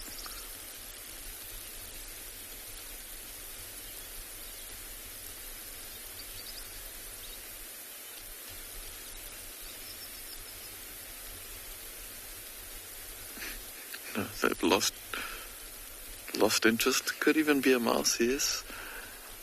No, there's another youngster that's just popped his head out on the side of the little mound. It's so amazing to find lions being active during the morning like this, and we can be very happy with this cool weather. Ooh, a few drops of water starting to fall on us here, starting to drizzle a bit. Looks like they are settling down, so I think we'll stick around and see what this weather does.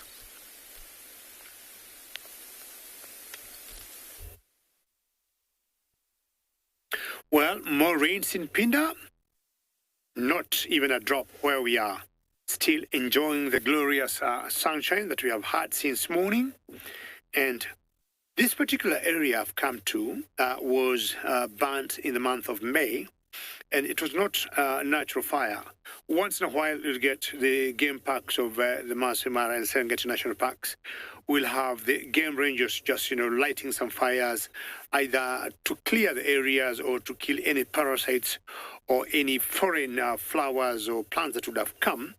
And this is the result after the fires. So the grass definitely burns down, of course, leaving the trees still standing.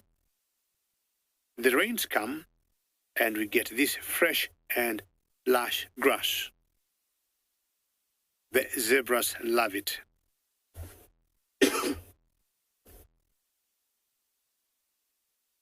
And you can tell all of them heads down.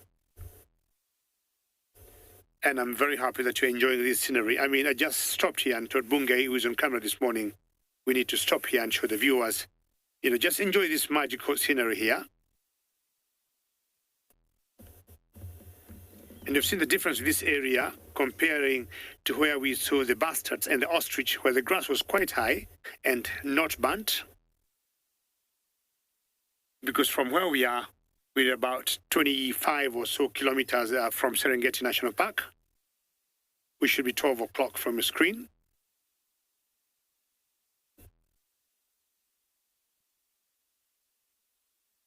And how magical is this?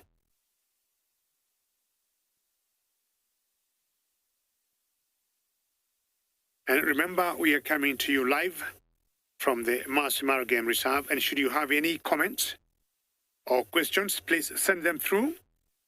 As usual, CGTN Wild or hashtag Wild Earth.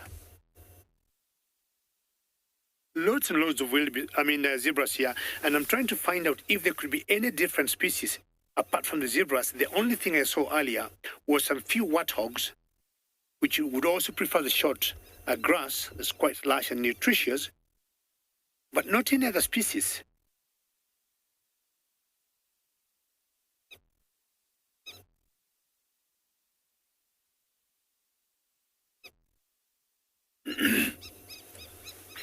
Jane, very good question. Do the black rhinos ever visit the Mara River to drink? It's very unusual to see them drinking in the Mara River. They do, I want to believe. I haven't seen them, Jane, but you notice black rhinos being very shy and being very secretive and more remaining in the thickets, and knowing that they are browsers, unlike the white rhinos, which are grazers, they tend to find lots of water excuse me, from where they remain in the thickets. Now, we are looking at the black rhinos baying browsers. And baying browsers, they're always getting the very soft leaves of bushes or anything they'll be eating, which is normally full of moisture.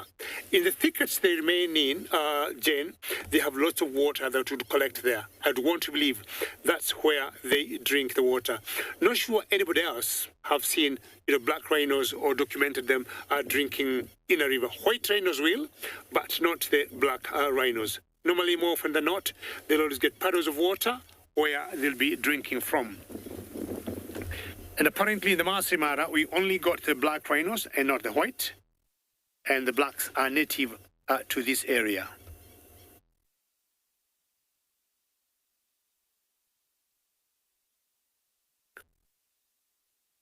I'll spend another few seconds here on my own, enjoying this scenery, and then I will move on.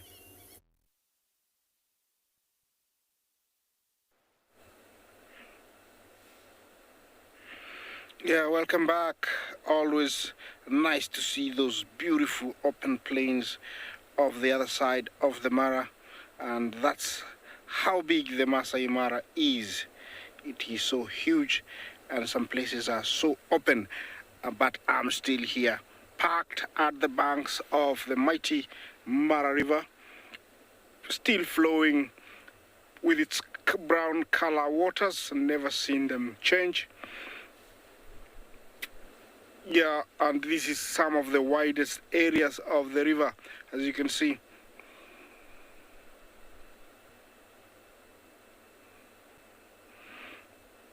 Nancy, thank you for your question. You asked about, crocodiles and laying their eggs close to water. Of course, they can walk very far. The female usually will mate in the water with one of the biggest, most dominant male of the others, and then it will walk out of water and find an appropriate ground. Preferably, it could be, if it's sandy, so that it can dig. It uses its hind legs to dig the hole up to around 2 feet, and it will lay eggs. Here in the Mara, I have seen them walk on that bank above, and that could be around 12 feet, which is very, very safe.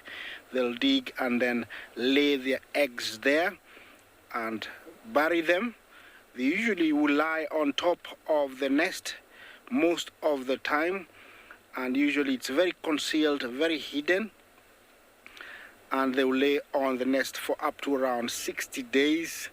And the little guys will hatch. She will assist them once they are out by picking them with her mouth and taking them back to the water.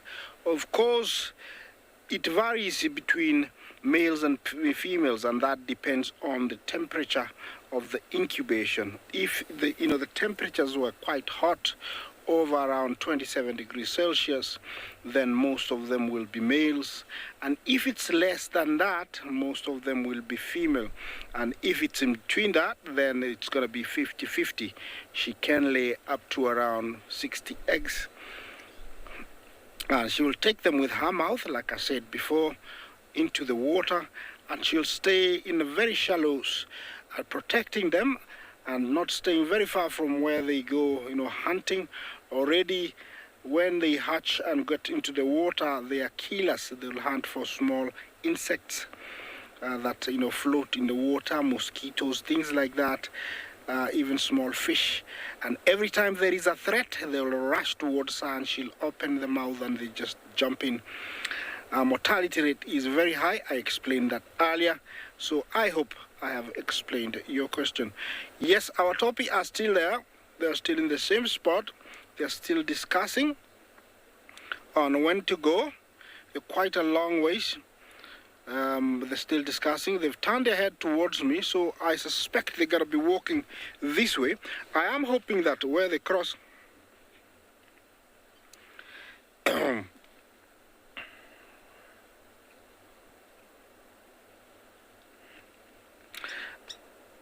Alec, is that Alex or Alec? Sorry, either of the two. Where does the water... Alice, yeah. Where does the water come from? Good question. This river comes from a source in a mountain range called Mau.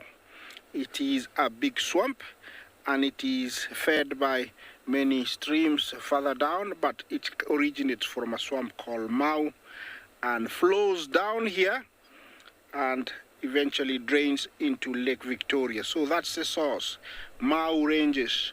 It was once a place that was badly affected by deforestation. The river went down, but most environmentalists, including the government, intervened, and now we can see the river rising. I hope it can, stay like this for years to come, because it is much needed. Without this brown, beautiful river, the Mara River will cease to exist, and experiences like the ones I'm waiting to share with you will be a thing of the past, which is it's going to be very sad. Yes, look at that. That is the site I have. I hope you're enjoying this. This is live. Remember to interact with me. Hashtag Wild Earth, hashtag CGTN Wild. And while I'm still looking at those rapids, please let's learn a little bit more about this beautiful river. Water is a fundamental resource for all creatures.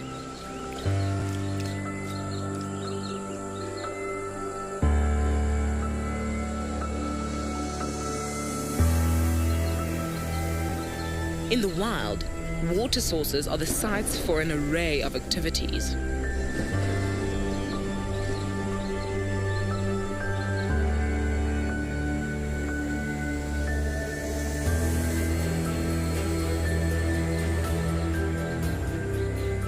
In the southern parts of Africa, the dense thickets and lush greenery dwindle and crisp up with the winter season.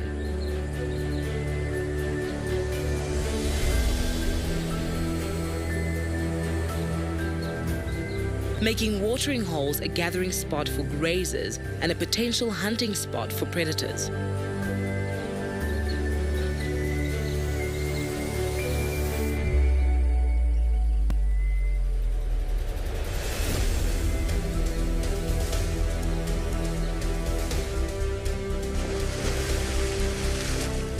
But the giants of the Lowveld never disappoint when visiting their local watering hole. Elephant trunks are generally amusing appendages, but are particularly entertaining when used to quench their thirst or cool themselves down.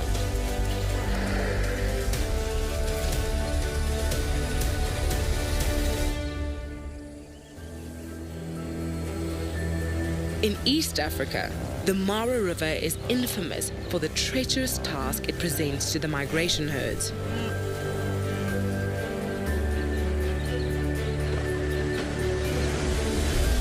However, it is also home to a variety of winged, scaled, and wadding animals.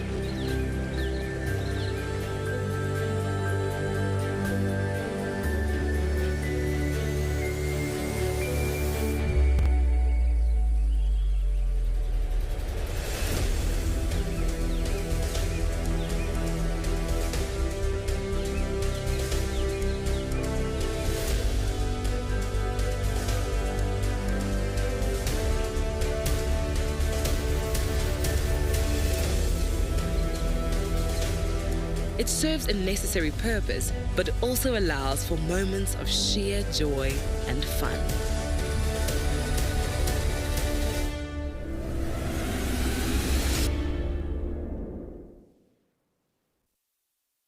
In Kenya, there's a national park called Amboseli, and a couple of years ago, that area was suffering from a huge drought, and there was no rainfall. All the streams and springs and any water bodies dried up there, and so many animals died.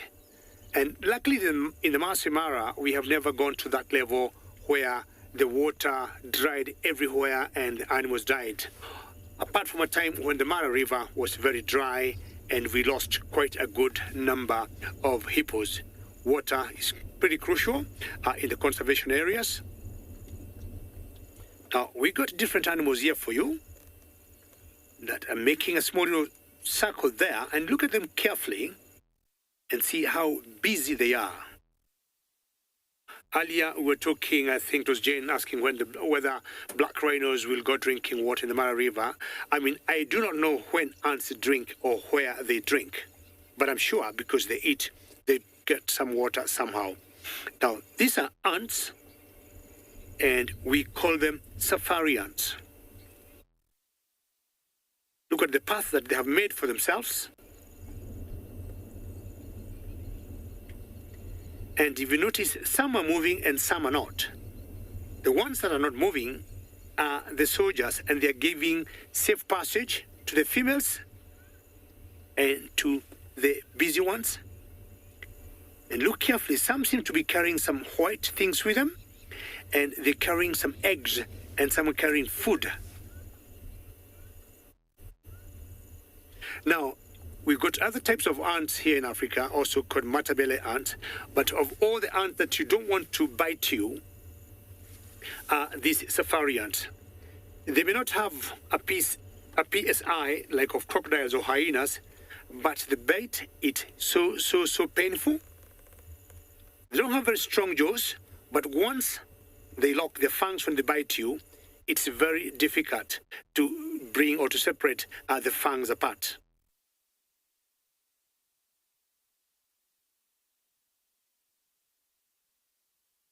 So you don't want them to come to your tents at night, because if they come, then you'll have a sleepless night.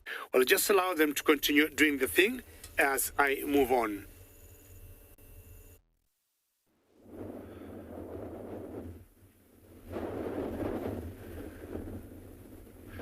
Guys, just have a quick look at those beautiful clouds moving in. We just spoke about it. You can actually feel the moisture in the air, you know, with the wind turning from, coming from the south now, coming directly from the north, bringing in all that warm, moisturous air. So we're hopeful. They're predicting rain for us for tomorrow, possibly tonight already. So we're hoping that would be a great kickstart of life out here. So hoping for that. But yeah, just beautiful mountains, beautiful clouds, the hope of rain lingering in the air, so we're very happy. But yeah, we're back at the meerkat burrows, still the far burrow. These guys have been coming back to the same burrow now for a couple of days, possibly because the beta female gave birth. We don't know yet, as we didn't see them the other day, but they're still, you know, taking it easy at the moment, laying in again, but they should come out this morning while we're still live. So we're hoping, it would seem like they are in some of these burrows just by looking at the tracks. So as soon as they wake up, we're going to be coming this way to have a look at what they are up to and what they are planning for the day as well. The wind might keep them in for a little while longer, but it's definitely... Yeah, no, this view, I mean, guys, this view is just incredible. It's difficult not wake up with a smile in the morning every day, honestly. Doesn't matter in which direction you look. I mean, obviously the mountains are stunning. But just if you look in the other direction, it's also incredible. So, like I said, difficult not to have a smile on your face when you're out here. But like I said, we're going to, as soon as these little guys wake up, we'll... So Anna Marie just asked, is this the Rockstar burrow? Anna Marie, yes, it is. So this is the one we call the far burrow of the Rockstar group of meerkats. They've got about 3 at the moment. So we've got the far burrow, then we've got the Boskia burrow, which is just over the hill to the south from here, and then they've got another burrow that they recently started using, which we haven't named yet, but that's even further south. It would seem like they are pushing a little bit further south within their territory. They used to operate a little bit further this way, all the way to where there was a burrow that we called the island burrow, but there's now actually another group of meerkats that occupies that particular burrow. So this is the Rockstar burrow, and like I said the previous time, also probably their most used burrow.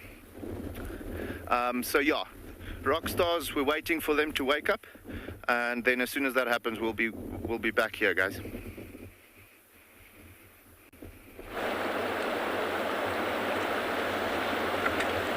Welcome back. I'm here at the river, and you just came back at the right time when the Toppies have finished having their meeting, and now they're headed towards the river. Remember, once they get to the water, there's a good chance they'll just jump in. So let's wait back and sit. I know it's always a tense and a very exciting moment, but don't shout yet, don't jump yet, just hold on there. Let's celebrate together if they do go. You see what I was telling you?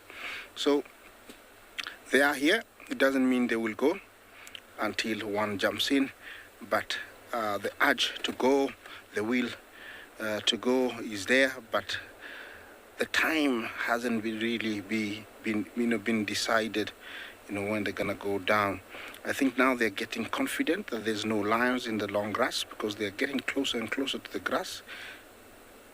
So, I think they're getting confident there isn't any lions. It does happen. I've seen a lion, pounce from there and just grab one. It's always nice. Of course, you'd want to see that, but maybe you never know. One day we might get to show you that. Okay, it looks like we found a leader.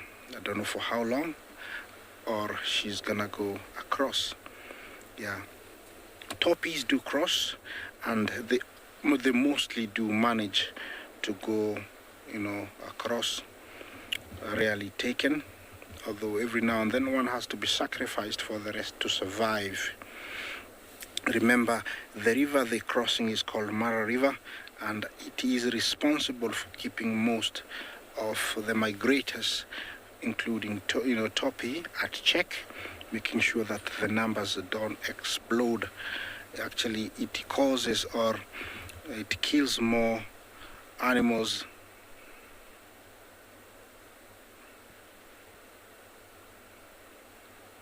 Jerry, thank you for your question. Did you say, do they stand the river with crocodiles, or do they cross the river with crocodiles?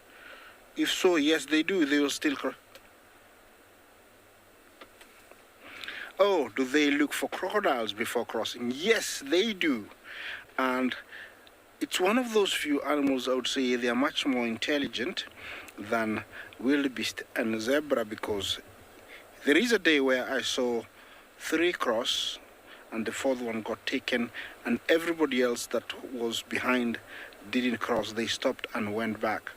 So they're much smarter. If there is a crocodile, they don't cross. Unlike wildebeest, no matter if one has been taken, more will just still jump in and cross. So they do look for crocodiles. Yeah, from where I am, you would think they're in the grass, but it's an open area where they are, and that's why they're walking, looking down. Are you gonna go down? Please give us a show. It will be nice. We've been waiting.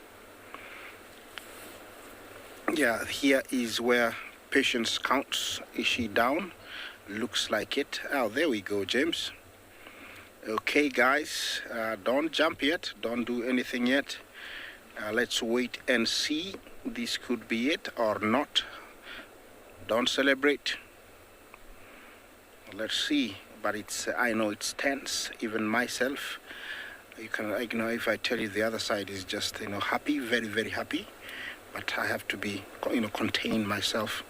Hopefully we can have one beautiful one, because there is no other animal close by. I know there is zebra and wildebeest that are going to cross, but when I don't know. So having this few and have them cross would be just wonderful. Yeah, that is the river they have to cross. That section there is full of rapids and rocks. I don't know how it's gonna be. We just have to be together once they jump in and watch what's gonna happen. Remember, but to be sure, there is crocodiles, and in that section I don't see any, so it's perfect. The problem is I don't know when they jump in how deep it is, because look, that looks like a rock, and so look at here. You see, just close to the grass here, you see those 2 monster ones. They're quite far distance. Oh dear, look what just happened.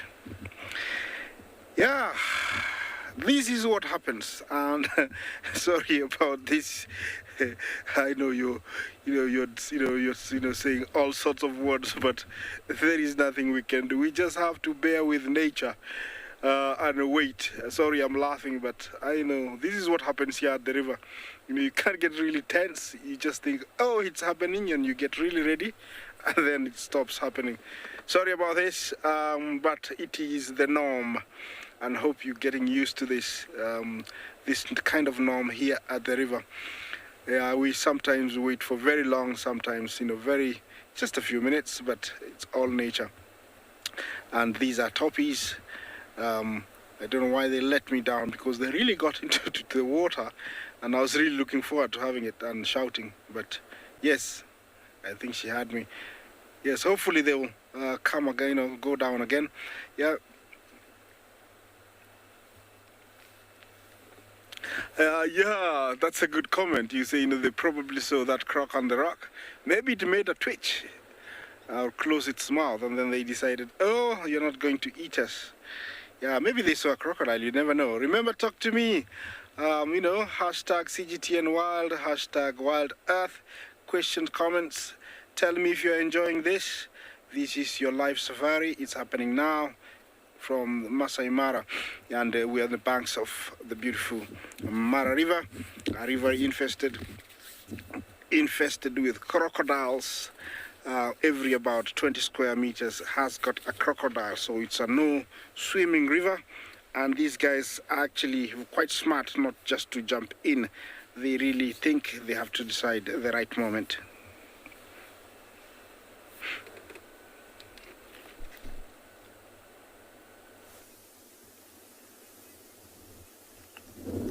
Hi, everyone. We've got another bird.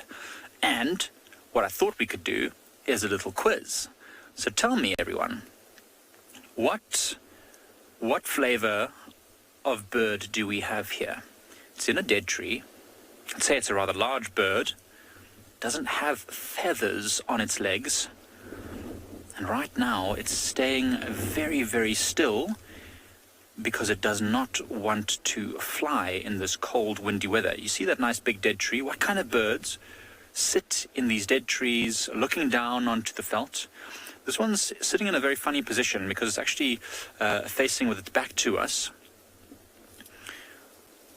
So I'll let you decide. It's a big bird, like 80 centimeters to a meter, I think, roughly speaking. This bird might be in tallness. I don't know if that's a word, tallness, but I'm going to use it nonetheless. In tallness. Chicken is a good guess. Chicken is a good guess. It's not a chicken. Very similar to a chicken in that it's a bird. Yes. So I'm just waiting to see if I can. DJ, a bustard. Good guess, DJ. A bustard is also a very tall bird, very big bird, heaviest flying bird, especially the Kori bustard. But if you see this bird's now lifted its head up, it's busy preening itself, and you'll notice a bustard has a long, straight bill, whereas this one, which is headless now, it's now a headless chicken, has a hooked beak, meaning that it eats flesh. So try again, DJ. Nice guess. Richard, guinea fowl, excellent.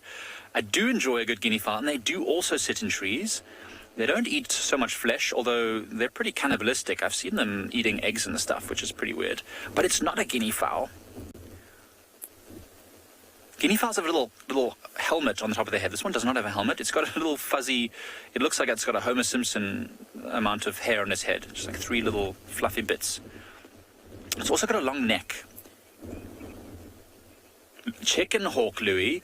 Ooh, chicken hawk is a good guess. We don't get chicken hawks here, but I know in the US, in the Americas, they get something called a turkey buzzard, which is kind of like a chicken hawk, I think. A turkey buzzard is very similar to this bird. It uses its sense of smell to find rotting flesh. This bird is using its eyesight. These birds in southern Africa, in fact, have an incredible sense of eyesight, and also a good sense of smell, looking for dead things. Generally speaking, we're getting closer. Oh, I can feel it's getting hotter. We should play that game where it's like warmer, colder. Anything that gets warmer is very excellent. Oh, Jennifer, you've almost got it, because snake eagles also have naked legs. They've got no feathers on their legs, and they also sit in these dead trees looking out for whatever they can eat. However, snake eagles often sit very upright. Now, it is windy, so it might be leaning forward, but I can tell you it's not a snake eagle. This one has a rather long neck and a small head, whereas snake eagles have a short neck, big head. Tulsik and Patrick, hooded vulture. Oh, you're so close. So a hooded vulture has a very slender beak, because a hooded vulture is the smallest of the vultures, and it's eating the little bits in between the knuckle bones and the joints. This is a rather larger type of vulture. So we've got the family right. It's a bit of a larger vulture, that's more of a generalist.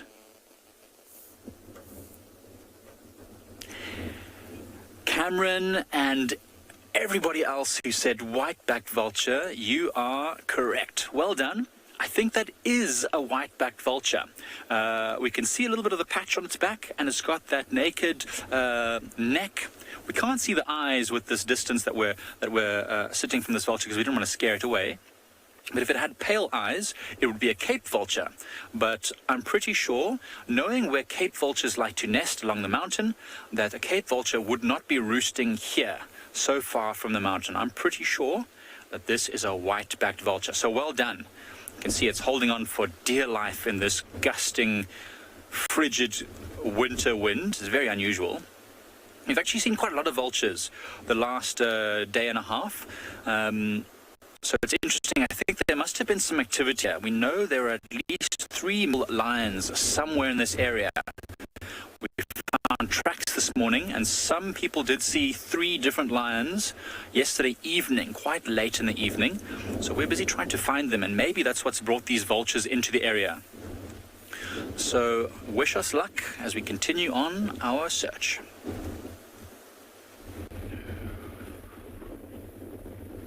So, all right, guys, you can see now clearly the temperature is changing. It's getting a little warmer.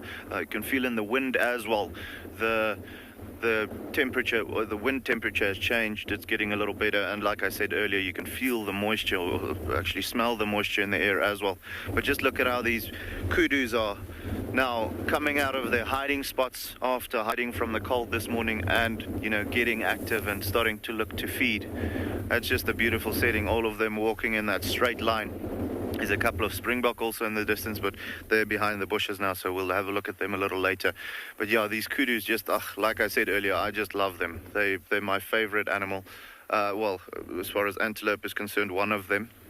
But just always so elegant when they're walking, and you can see now they're going out onto the high points, starting to look for something to browse on. It seems like some of them have already found something. But yeah, now typically when it heats up, you'll find, well, a little bit more, you'll find that the herbivores move out away from their hiding spots in the morning and start looking to either graze or browse, depending on the species.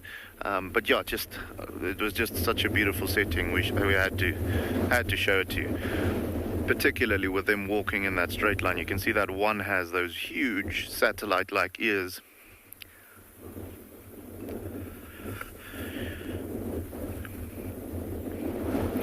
So Melissa had a question, what is the gestation period for a kudu? That's a very good question, Melissa. Typically with the herbivores, you'll find that they've got much longer gestation periods than the predators. For the kudus particularly, they fall pregnant around, like I said earlier, April, May, and then they'll drop their babies typically at around February. Over here, funny enough, it's a little later. We've got later rainfall, like our proper rainfall season is a little later during the year. So typically for the kudus around 9 months as well, maybe 8.5. But yeah, they have to have a very long gestation period, just because those babies need to be very well developed at birth to be able to get up and going. With the herbivores, you typically find them having only one baby at a time. So with the kudus also, one calf at a time, very well developed. It's not like the lions where they have 3 or 4 with a short gestation period. The herbivores, they need to be ready for action as soon as they drop, to be able to survive and stay, well, alive not be eaten. So they typically very well developed. So longer gestation periods. I mean, if we look at something like an elephant, they're pregnant for 22 months. So yeah, with the kudus, around 9 months gestation period, just so that baby is very well developed at birth. But yeah, guys, as we can see, no meerkat action yet. I do think they're going to wake up soon, though. Like I said, the temperature is changing, so it is getting a little warmer. So it's time for them to start coming out. But as soon as they pop their heads out, we're going to be with you again. But just yeah, it's quite a good surprise So Cameron had also a really good question as far as kudus is concerned. How high can they jump? And Cameron, I've personally seen a male kudu now running, running at full speed, jumping over, that was a 1.8 to 2 meter fence. So I mean, easily jumping over my head. I'm 1.8 meters tall, so very, very easily to do that. They say that the male kudus can go up to about 2.5 meters, maybe even a little higher, some of them. And then the females, they'll typically jump around maybe 2.3 meters. Like I said, some of them will jump a little higher, some will jump a little lower. It's just like myself not being a high jump champion in the Olympics, and then other people that jump much higher than that. So yeah, with the kudus particularly, about I'd say average, let's say if you take male and female both, it will be, let's say, around 2.3, 2.5 meters that they can jump. They actually say that while they're busy feeding, being static, if something slithers under their belly, or if they get a fright just like that, they can, without warning, jump almost 2 meters up into the air. So yeah, very, very good jumpers.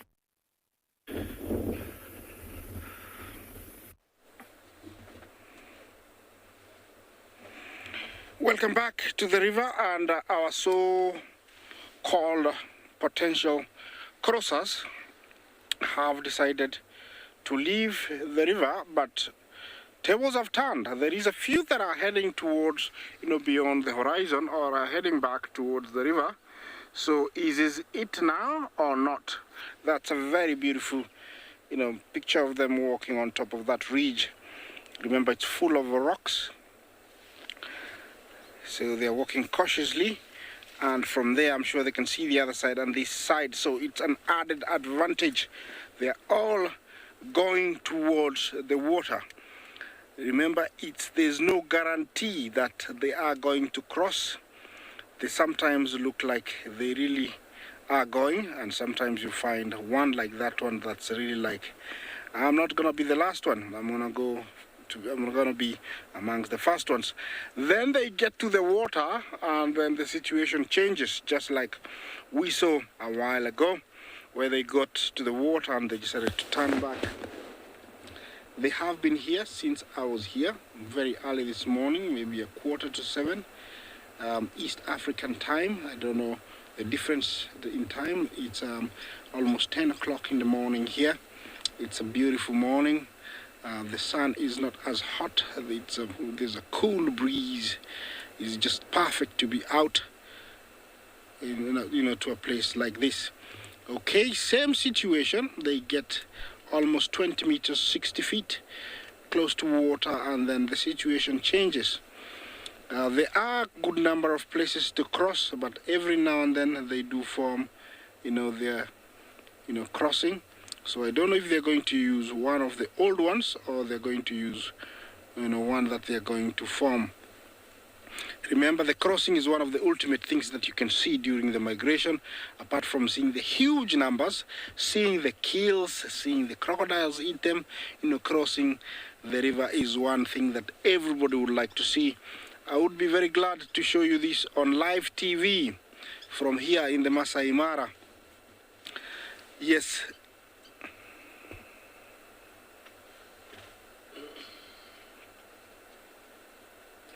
Anushka, you ask how full does the river go? I tell you, it can be very, very, very high. This year, I think it broke its banks, and it was highest recorded, I think, in about 30 years.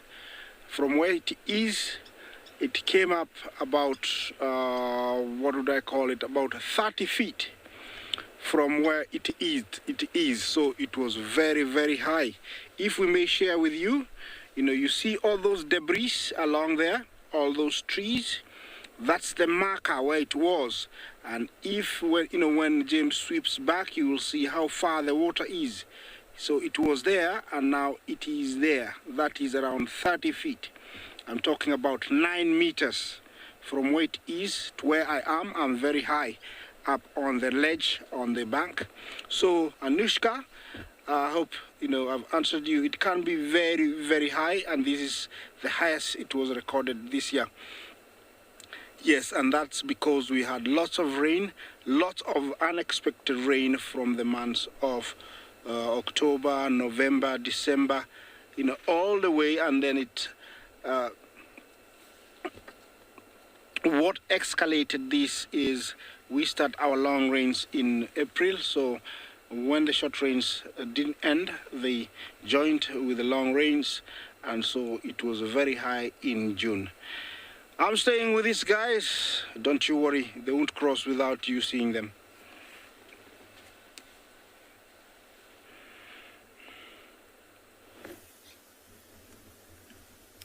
Alrighty, everyone. So the vulture that we saw flew off, and as it did so, or actually we got a lot closer to it, and then it flew off, and as it did so, I got my binoculars on it, and I actually think that this might have been a Cape vulture. So to all of you that said white-backed vulture, you were right as to what my description was, but those of you that said Cape vulture, I think that's actually what it was. Now, if we look, it's the one in the middle here. So on the right-hand side of the screen now, you've got a young white-backed vulture. In the middle of the screen, on the left of the screen rather now, is what I think is a Cape vulture. It's still quite far, but if you look carefully, it might have a pale eye. Now, if it's got a pale eye, it's definitely a Cape vulture. All right. Now, when it flew, it also didn't have a stark white back. It was a bit pale, but not stark white. Now, Cape vultures are generally much lighter in color than white-backed vultures, except until the white-backed vulture gets very old. So I don't know if you can screenshot and zoom in on it to see whether it's got a pale eye. We can't see very clearly, but just if it's got a pale eye, it's a Cape vulture. It's very rare and unusual. They don't often spend a lot of time away from the mountain, especially in weather like this. They would most likely be roosting. So what might have happened is that this vulture was out foraging for food, looking for carcasses, caught in this windy, cold weather, and decided to save its energy and wait here. Then you can see the smaller white-backed vulture moving a bit closer there. And you can see this is a young white-backed vulture on the right-hand side there. You see how dark it is compared to the one that I believe is a Cape vulture. It's amazing to see a comparison here. So I'm not 100% convinced, but you can see the bill on that one on the left there is much broader, longer, and bigger. It is a bigger vulture than a white-backed, so I think it could be a Cape. See, look, it's opening its wings there, and there's not a distinctively white back. I don't know if any of you, this might be a first time to see a Cape vulture. I think it's a Cape vulture. I'm 90% sure now. Nice. Megan, I'm glad that it's your second time to see one. I've very rarely been able to see them sitting like this. So I'm very excited if it is one. And I'm like I said, 90% sure that it is, with the not white back and with that broad, stronger bill and the paler eye. That's fantastic. The one on the left there could also be a Cape vulture, except that I know that white-backed vultures, as they get older, do get paler in color. But until it flies and until I see it, the eyes look dark on that one. I mean, they look much darker than the one in the middle. So I think that's a white-backed vulture. And also the color of the skin is a bit paler on a Cape vulture than on a white-backed. So you can see the skin on that vulture on the right there is a bit more grayish in color, whereas the skin on the white-backed vulture on the left is a little bit more of a dark charcoal color.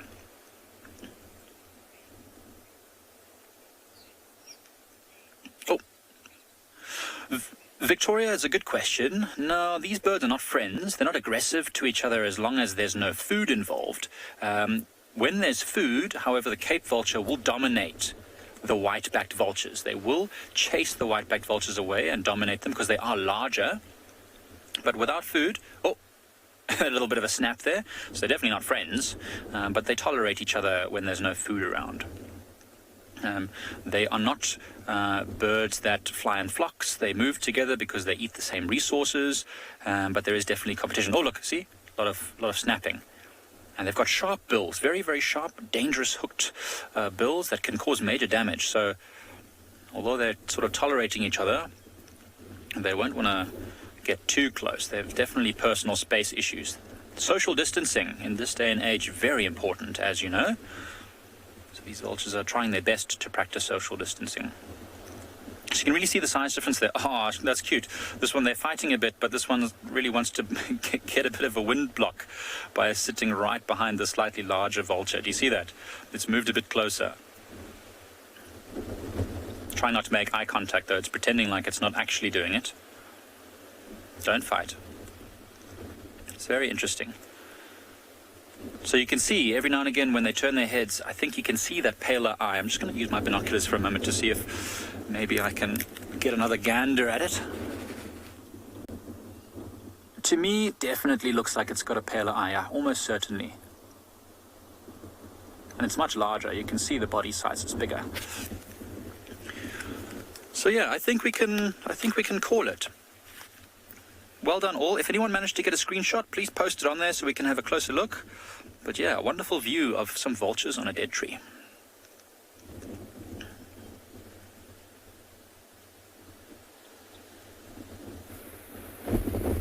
All right, guys, so still no action. Just a couple of things.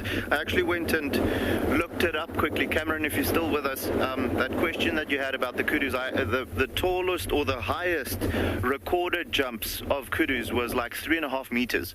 So just like we said, great jumpers, easily clearing 2 meters, and the highest ones that was recorded about 3.5 meters.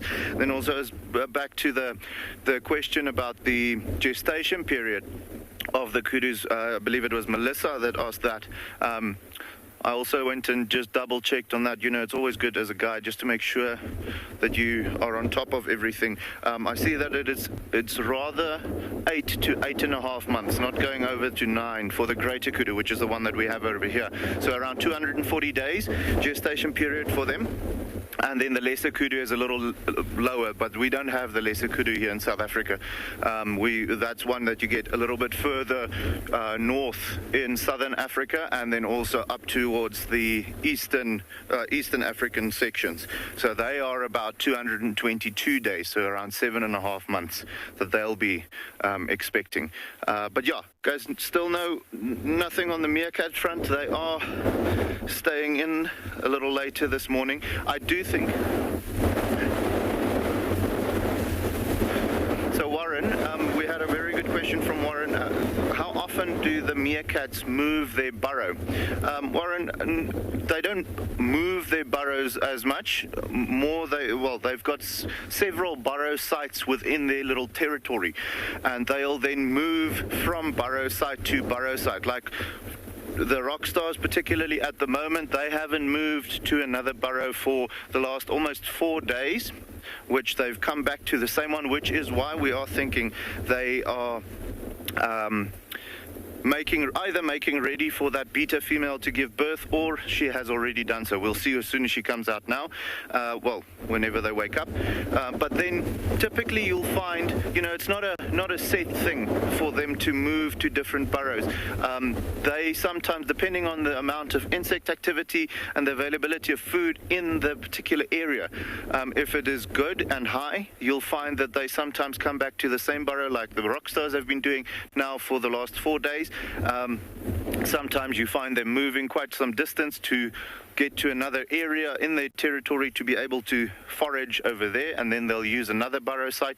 But so to answer your question, you find certain groups switching burrows every day, and then other groups coming back. If it's depending on their territory, and the amount of insect activity and foraging opportunities. If it's a good area, they're going to come back to that particular area, only moving, let's say, after 4 or 5 days to the other site. And the reason for them then moving is more to keep the parasite load, fleas and those types of things, to a minimum. And also, the smell gets quite strong. So for things like honey badgers and so on, to track them down, if they use the same burrow over and over and over again, they will then be very easy to track down because their scent gets stronger. Whereas when they move burrows constantly, that scent never gets so strong. It's like a leopard moving a den site with their cubs so that scent doesn't get strong and, enemies discover them.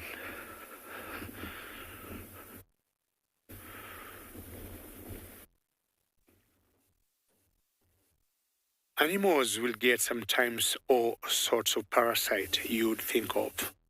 And fleas, lice, it's very common.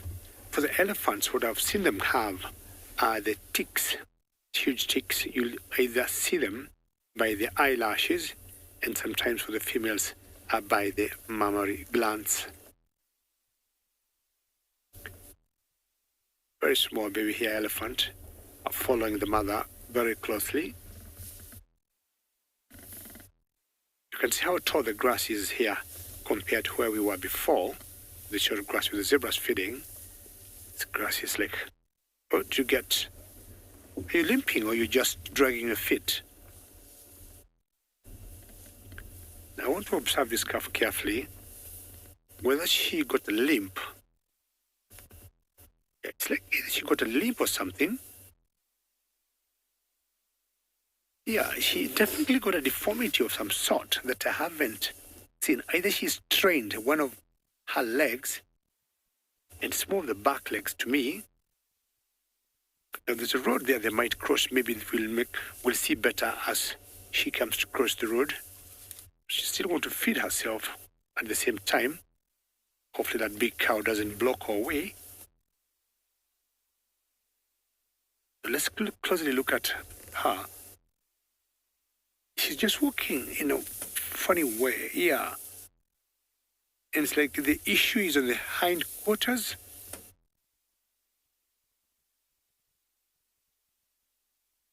Yeah, that's very sad for that baby, and hopefully she's going to recover and fix herself as maybe she grows older. But it's nothing to worry. It doesn't look like a fracture of some sort, but I'm sure it's something that it'll be fixed as she grows older. Because body-wise, she looks to be in very good shape. She's moving fine. She's feeding okay. She doesn't look thin. And she's just giving us a confirmation of the same by shaking her trunk. But you can tell she got an unusual gait as she walks. You should eat a lot of grass to grow and become a big, big elephant like the mother we saw there. But if you look, there's something from the pelvic coming down. And more so to her back, her left foot. It could be some weakness of some sort. I mean, once in a while we have seen this happening. Critic could say most likely she fell down. We have seen that happen, and especially now when we have all the rains going on and the mothers decide to move. The black cotton soil is a bit slippery when it's wet, and maybe in the process of walking she fell down, or maybe when they're playing with the other youngsters something happened and she miscalculated. There's that possibility. Let me just turn around and look at her one more time. But yeah, it's very possible she might have fell down.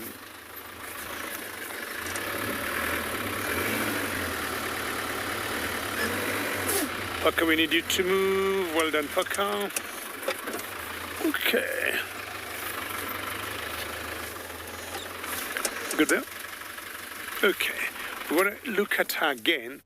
And Kim, that's a great comment. There's a possibility maybe something is stuck on her foot It's possible. It could be a thorn. I mean, I'm sure you know we got trees here that we call vachalias that have very huge thorns that we used to call them acacias way back, and maybe even a stick. A broken stick somewhere. As she was walking and she stepped on one stick and it's still in there. Now, the challenge comes when we see, such situations here in the Masai Mara. If maybe it wasn't human that was involved, we'll always let go. But if we think there was human interference, then we'll have human intervention by, for example, calling a vet doctor to come and maybe observe that particular calf.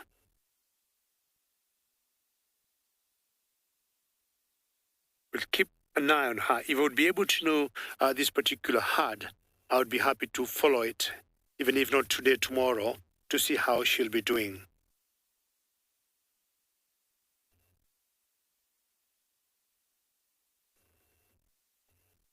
But she looked to be in very good shape.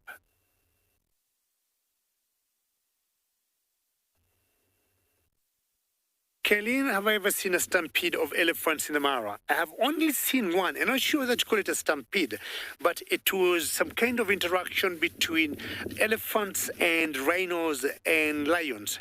And we had everybody running and pushing each other.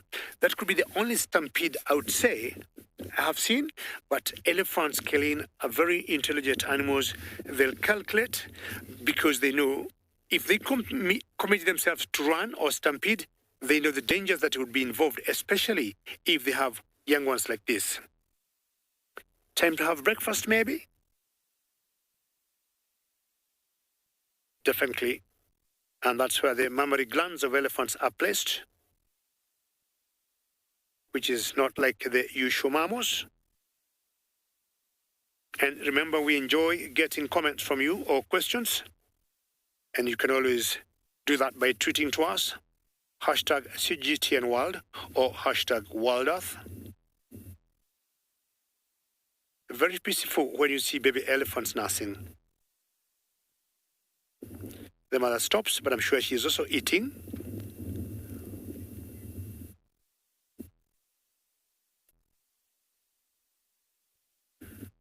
War Machine, could elephant have been bitten by a snake?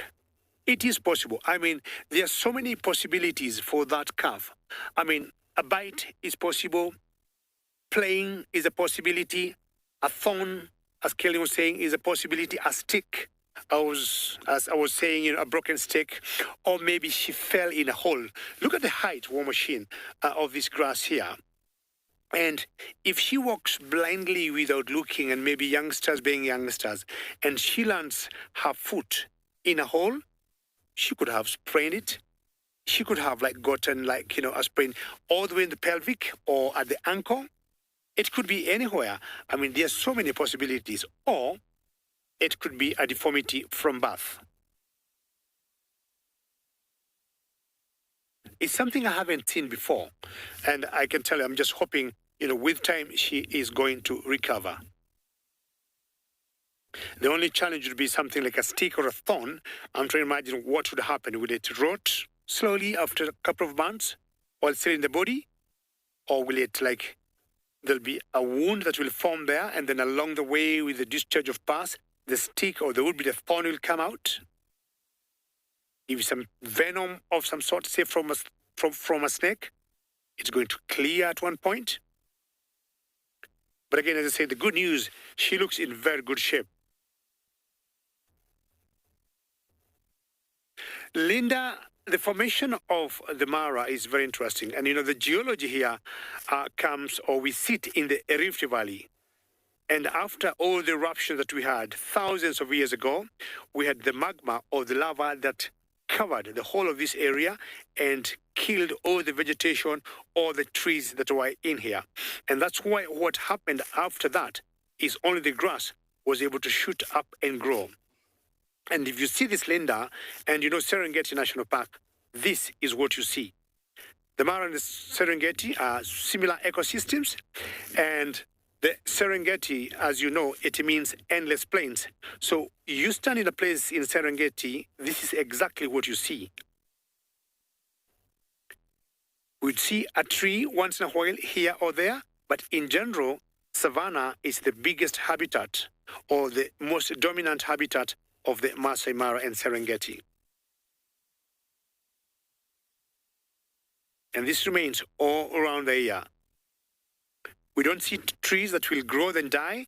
No, we only see this kind of openness. And the most common species of trees that we'll see here will be either the bosquii or the shepherd trees. But of course, depending on where you are, Linda, you'd see some other types of trees like the acacias and wabugias, the eucalyptus, the orange leaf crotons, and many others.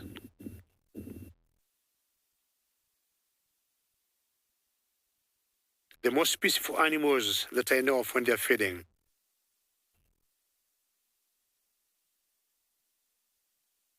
Very complex social structures elephants have, and I'm sure we can get more information.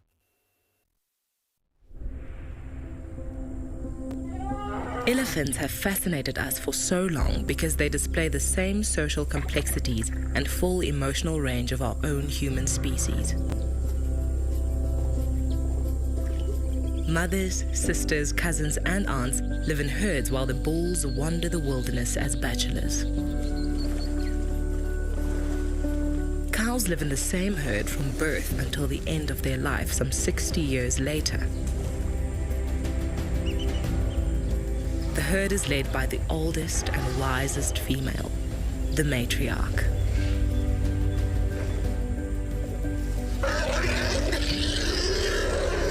She's not only responsible for leading the herd, but also dishing out discipline to the often unruly teenagers. With their flappy ears, floppy trunks, and folded skin, baby elephants have the cuteness edge over their human counterparts.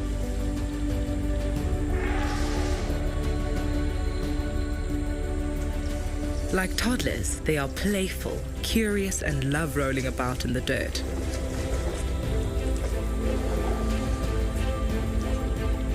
Human voices and vehicles provide endless entertainment for bored little elephants, and they, in turn, are always a source of amusement for us.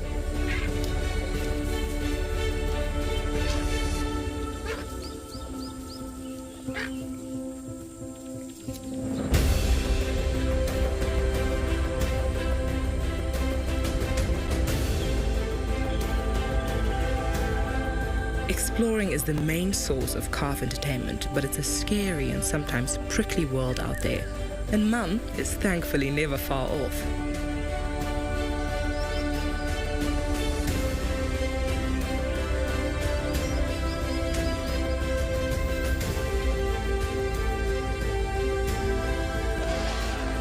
Bulls become boisterous when they hit puberty, and this irritates the matriarch. Once she's had enough, she will boot them out of the herd to find their own way in the world. Like playground bullies, the young males fight for dominance, sometimes with extreme violence. The older bulls live alone but mentor these young bucks. It is these fellows that are the ultimate gentlemen of the wilderness.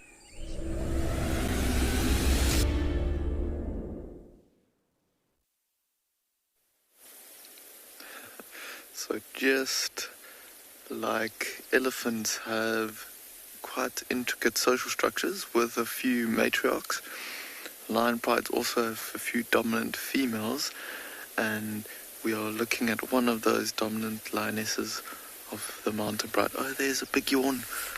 Look at that. So we have just come back to the spot here to get some footage of them. Oh, she's lying down. Because it was raining quite a bit earlier and we had to race for cover and then came back.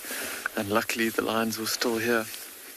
It seems like they are settling down for the whole day. Oh, got a few drops of rain starting to fall on us again. So she's been actually sitting upright the whole time since we've been here, and only really lie down now. So I think she's realized that the rest of the pride that we had earlier is also settling down. Remember earlier today we were talking about how the cubs have those spots on them, and there you can actually see the remnants of the spots on this older lioness.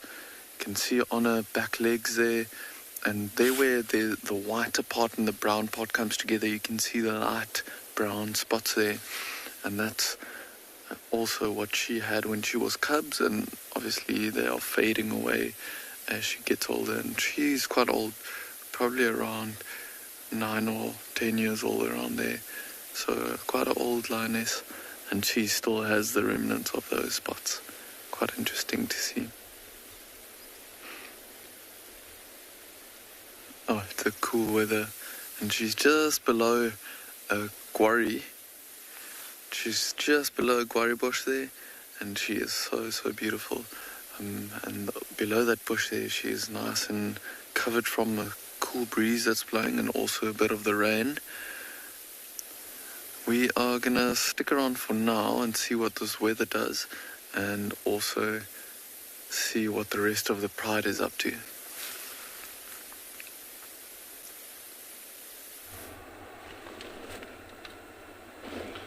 Welcome back to the river, and I have moved slightly further just because the toppies I was expecting and hoping and praying that they would go across decided that they were not gonna have any of that, or do any crossing where I was, so they moved on. I was hoping they were going to be here. They moved out of the plains, so I came here hoping they would be here, but they're not here. But I'm hoping they will be here because there is an area that I can see, and I'm hoping they're going to be here. And here I have more residents, more locals, so to say. They're in their home. That's where they are. And you can tell that he's very well relaxed, that female there. Very well fed. She's been eating well. Right now I'm sure digestion is taking place. You can tell how bloated they are. Hopefully, after the migration we'll be able to share with you.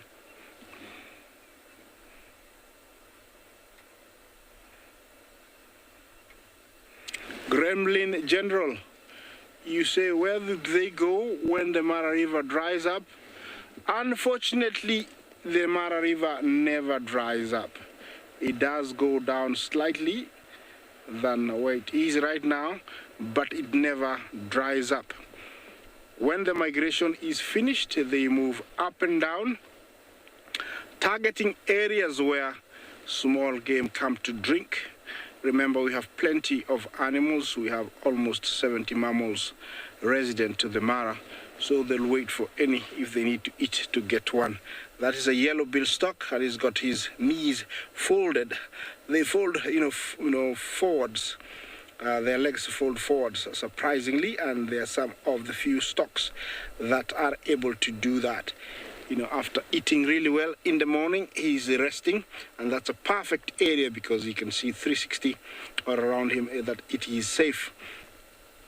Yes, that is the bank where our hippos normally come out to sunbathe. Hopefully they will be coming out later on this morning.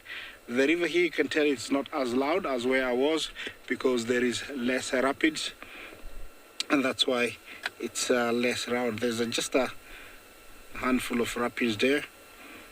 Remember, this is the Mara River, and it's flowing down towards Lake Victoria. Actually, I would say it's one of the source of the Nile, because from here goes into Lake Victoria. Lake Victoria draws into the Nile, then it changes to Blue Nile, then White Nile, and then drains into the Red Sea. So it's I would say it's a source of the Nile, one of the sources. There is nothing much as my eye can see across the other side, and that's where we normally have wildebeest parked, coming to drink and cross this time of the year, but I have nothing in sight, just beautiful views. I wish there was some animals, out there coming down. Just a few crocs, a few crockies here and there, waiting for that much awaited meal. There is quite a good number along the bank, spread out in different some areas. Yeah, remember the smaller ones will try and avoid the bigger ones because they will get chomped, they will get eaten, so they'll avoid them like a plague.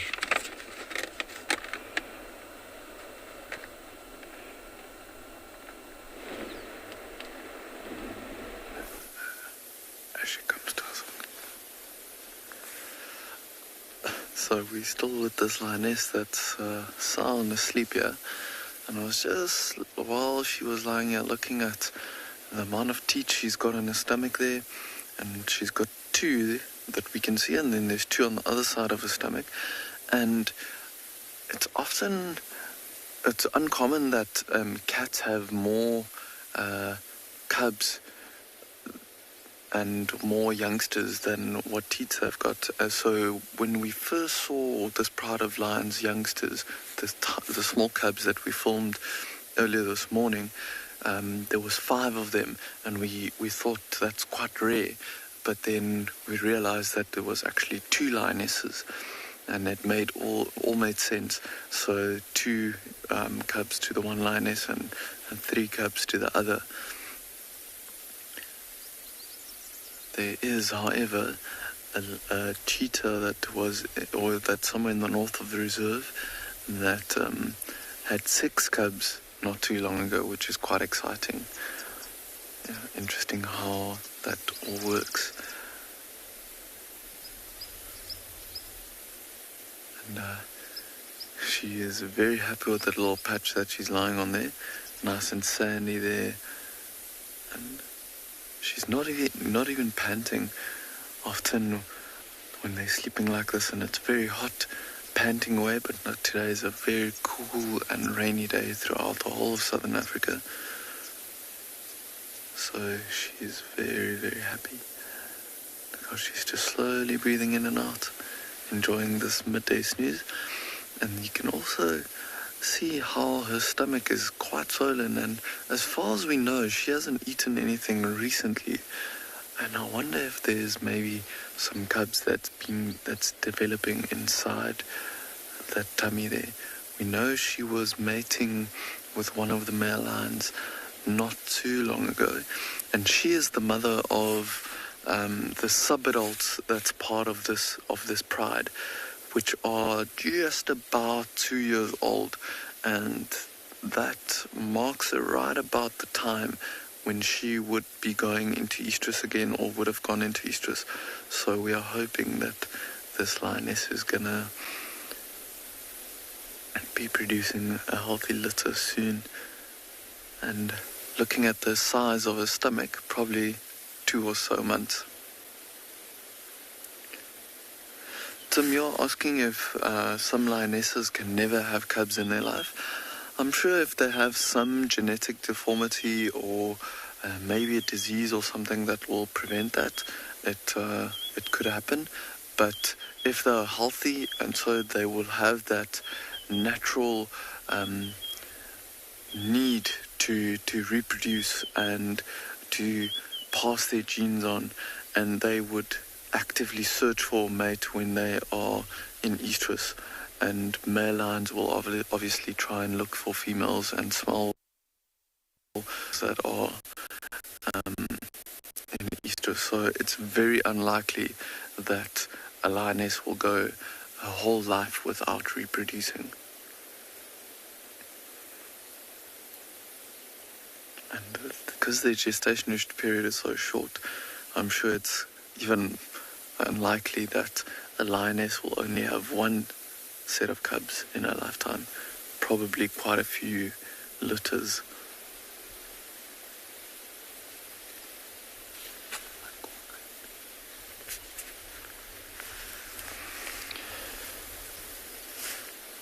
She is, however, still sleeping, and I wonder how many of litters this female could have had, because she is quite old, like I said.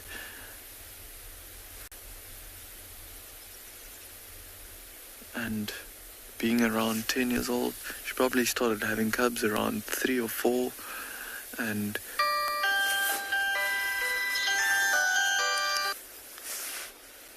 could potentially have had quite a few litters throughout her life. But I think we're going to stick around for now and see if she maybe wakes up or repositions.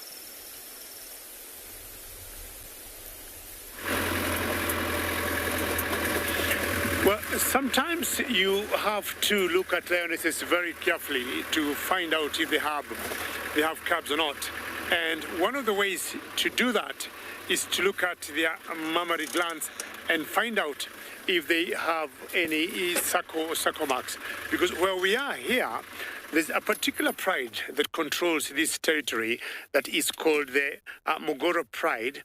And we have been debating, myself and Isaac, if those two girls, or one of them, would be having cubs. Because every time we look at her mammary glands, we have always seen signs of suckle marks, but we have not seen the cubs. Is one area they don't move away from, and we think in that particular area, because there's some tall elephant grass, they could be having some cubs there. Good morning, Toppy. How are you today? I do not see any flies on your ears, Toppy, but it's good always to keep flicking them. Chewing cud. Enjoying the sun, unlike in South Africa, where they had some rain this morning. Very interesting the way, I would say, he is chewing the cud. My guess is a male, by virtue of being on his own where he is. He's going twang with the mouth and then stops.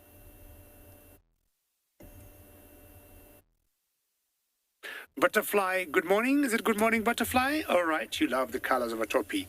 I mean, Butterfly, all the antelopes we got here in Africa, toppy has some striking colors. And see, I mean, the brown, the tawny, the gray, the black.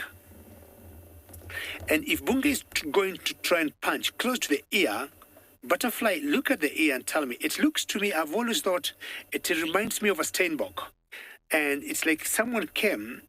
It looks like a leaf, you know how a leaf has the main vein in between and small little arteries going out, or smaller veins going out from the main one. Steinboks and toppies and sesibes, to me, got very beautiful, beautiful ears. The inner side of it, the black and the white. And very striking colors. He just stops there looking at us. And he must be guarding his territory, definitely. Because in the background there, we've got some impalas.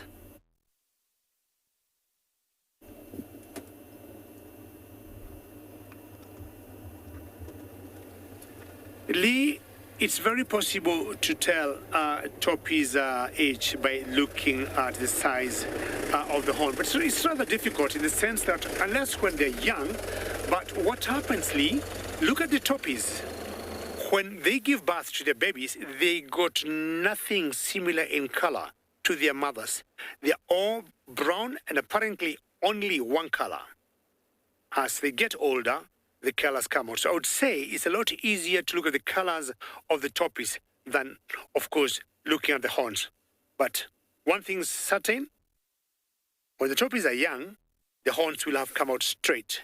And as they grow older, they curve outside, inside, and then you get the pointed end. I'm still amazed by how this toppy is chewing cud. Normally, when we look at, most of the ruminants, we'll always see them go like this. When they chew the cud. But this one is funny. He's just going choop, then stops. Choop, then he stops. I mean, not sure for what reason, but it's just chewing a little bit differently from the normal ruminants.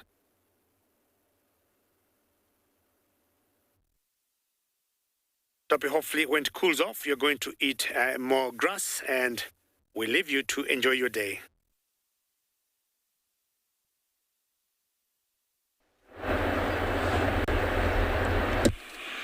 Welcome back to the river, and my crocodile hasn't moved an inch.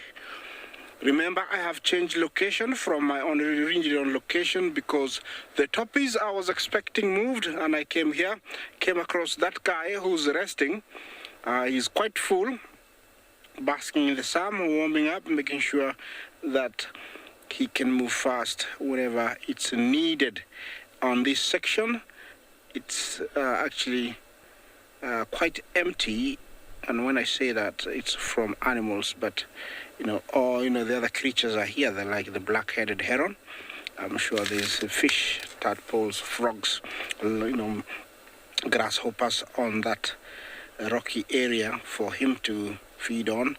Right now he's not very interested in eating. He's preening or cleaning himself, but the beach across is deserted.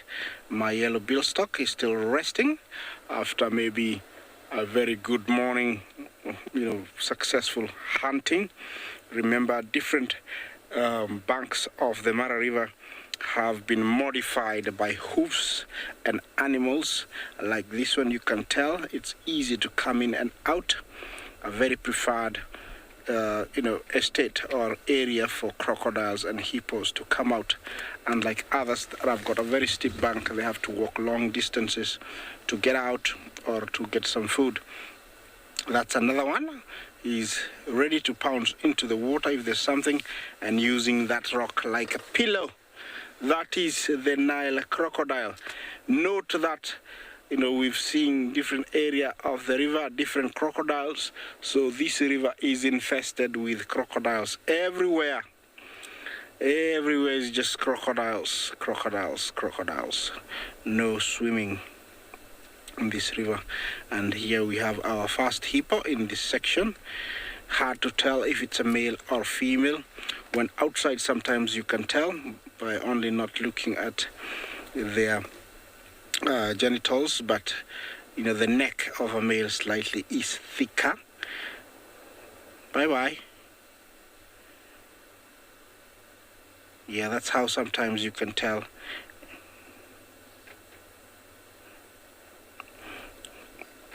Yes, these are the residents of the Mara. Look at her, she's really resting, hoping that a male will come by. On this note, as I sit here and wait for anything to happen, let's find out more and learn more about these great reptiles. Rising on the northwestern edge of the Great Rift Valley and flowing into Lake Victoria some 400 kilometers later, the Mara River is a great vein of life. Running through one of the world's most famous wilderness areas. Shaped and fed by African thunderstorms, rapids, pools, and banks provide sustenance to a variety of creatures.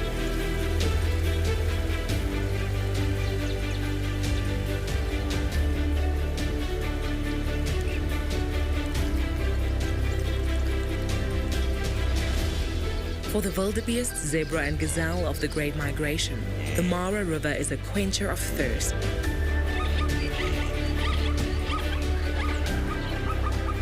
And also a fateful test. The herds must cross in search of grazing, but beneath the muddy surface lurks some of the world's largest crocodiles. They have been waiting for the migration for almost a year. For those that survive the rapids, rocks, and crocodiles, pastures of sweet red oatgrass await.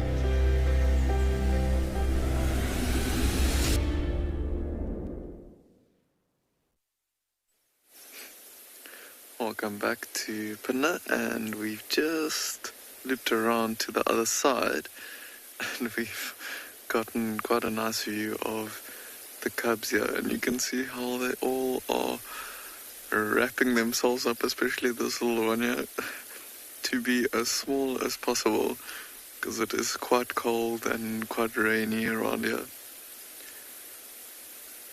Just finding a bit of interest in something in our direction. Maybe see an insect or something. And quite nice contrast with the white soil around them.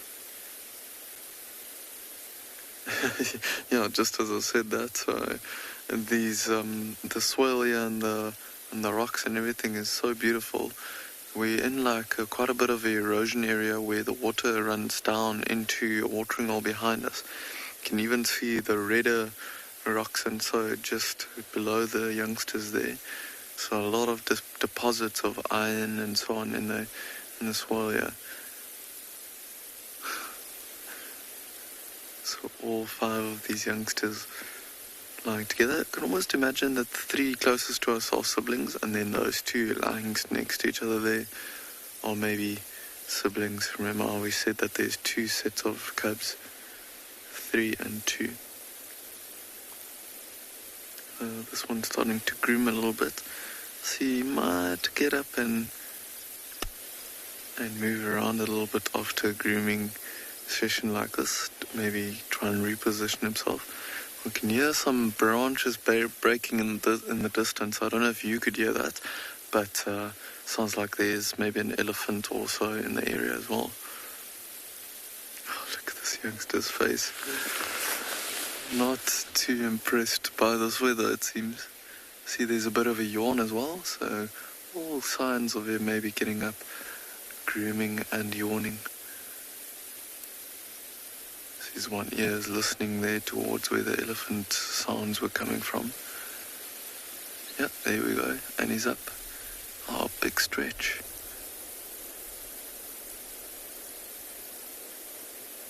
Wants to come and snuggle up to the other 2. I'm cold.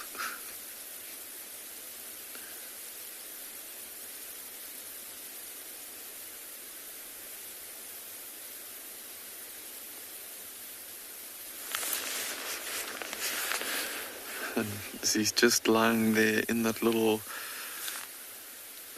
bit there so that he can try and get out of the wind a bit and also be right next to his siblings for some nice body heat.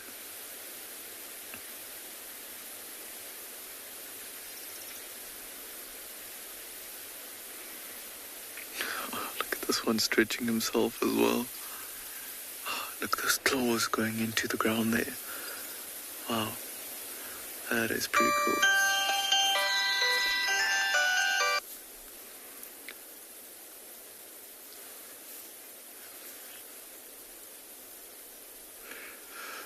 Stacy, the mom, you're asking where the moms have gone? They are literally just off to our left-hand side, behind a big bush, just out of view from us.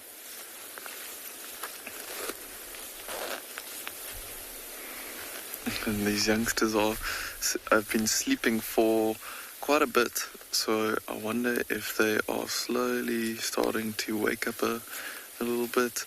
See, there's quite a bit of yawning and stretching happening, especially by this one on the right-hand side. See the other one sitting upright there as well. They were so playful earlier today. I think they all needed a good rest, just like kids do after a lot of play. And luckily, with a couple of them being together like this, they can snuggle up. And I think we are probably going to stick around here and keep an eye on them. Stations north located at Leopard.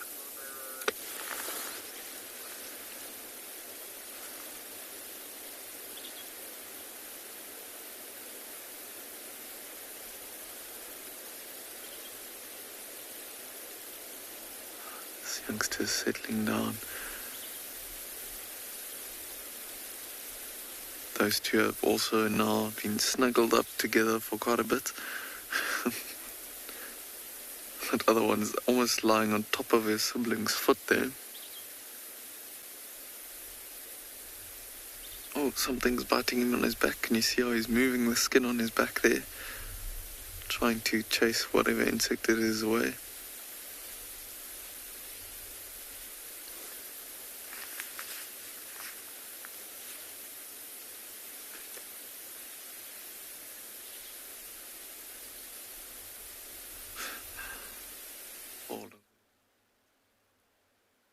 Well, sleeping, and I'm coming or have come to my favorite spot and staying by the banks of the Mara River. Now, these rapids, and I hope you can hear them,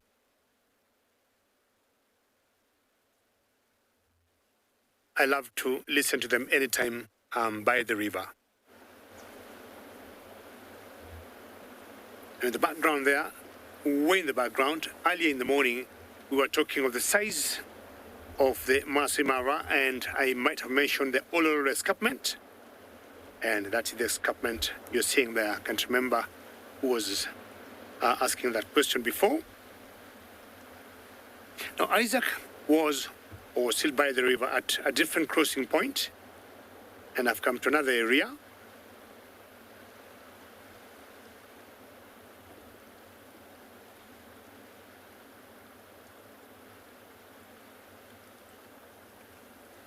Anna Maria, that's a very interesting question, and you're asking whether Nile crocodiles are the largest crocodiles in the world.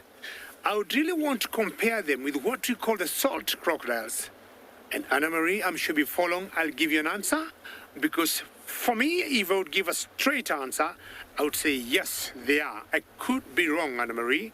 And look at that baby there, Anna Marie. This one is definitely not the biggest. But you've seen some crocodiles that are over 18 feet long. You know, I'm talking about 6 meters in length and very heavy, some going to 500, 600 kilograms, over 1,000 pounds. So, Anna Marie, I'll give you an answer, but wanting to talk nicely and positively about the crocs that we have in Africa, I just want to say the Nile crocodiles are the longest or the largest. But then let's remember, we also got the salt crocodiles. Ours are freshwater crocodiles, especially in most of the rivers we have here in East Africa and the lakes that we got.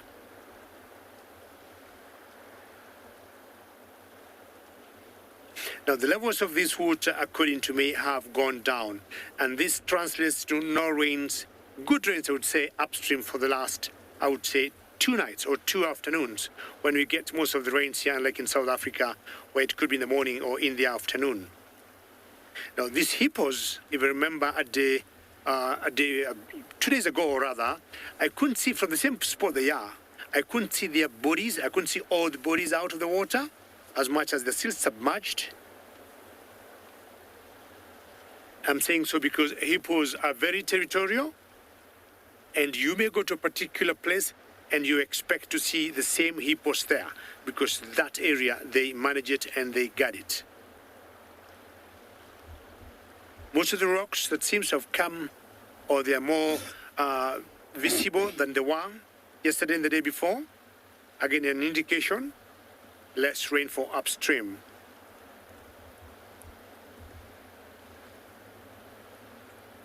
It's very healthy or very refreshing to just come and stay by the river, listen to the rapids.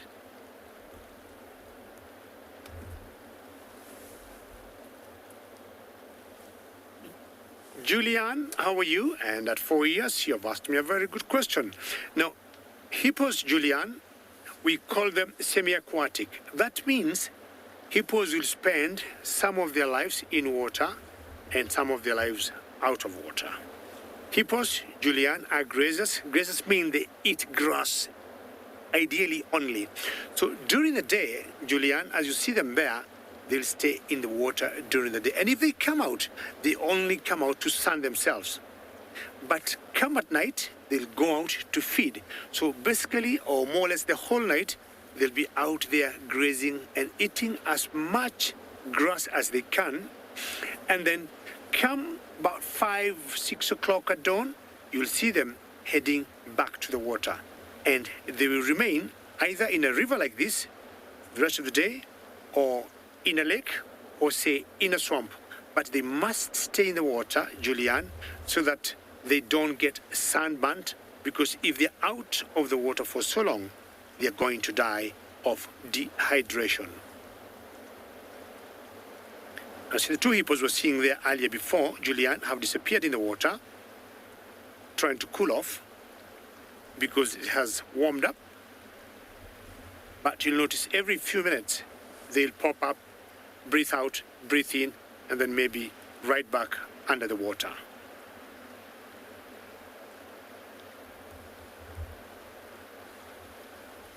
Quite a beautiful scenery to watch and to listen at the rapids. So my whole plan to come here is to chance for a crossing, and we'll see how things will unfold along the day.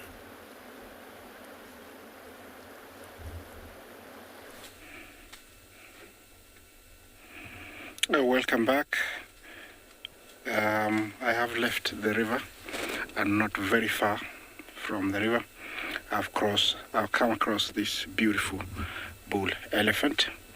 Of course, he's eating he's the only one that eats elephant grass. Yeah, they have these huge wide molars, and they have 6 sets of them, and they are able to grind this very coarse, looks like it's good for nothing grass, and they utilize it really well, and they're the only ones that eat it. Look at how he's using the trunk to pull it down, get it in. Yeah, I don't know what nutritional value it's got, but you know, they are the only animals that eat this kind of grass. He's slowly decided to leave me and head down with one, looks like a fly swatter, but not longer. He's eaten it. Look at the skin, it looks very wrinkly, but it is normal for them to have this very wrinkly skin. It is full of mud from wallowing that helps them thicken it so that biting insects cannot penetrate, you know, to suck blood. Looks like he's gonna join me on the road and head down. I don't know if he's gonna stand there or he's gonna move on. Definitely it's a young male. I'll give him a good plus minus 15, and so he's older. He's in his mid-20s, I would say. And at this age they are still nomadic. They are moving around. They're very solitary. They might join a bachelor herd where they stick together until they're big enough to be allowed to mate. Surprisingly, it's one of the most quietest animals. Yeah, they have this amazing shock, muscles that act like shocks on their ankles that reduce all the noise.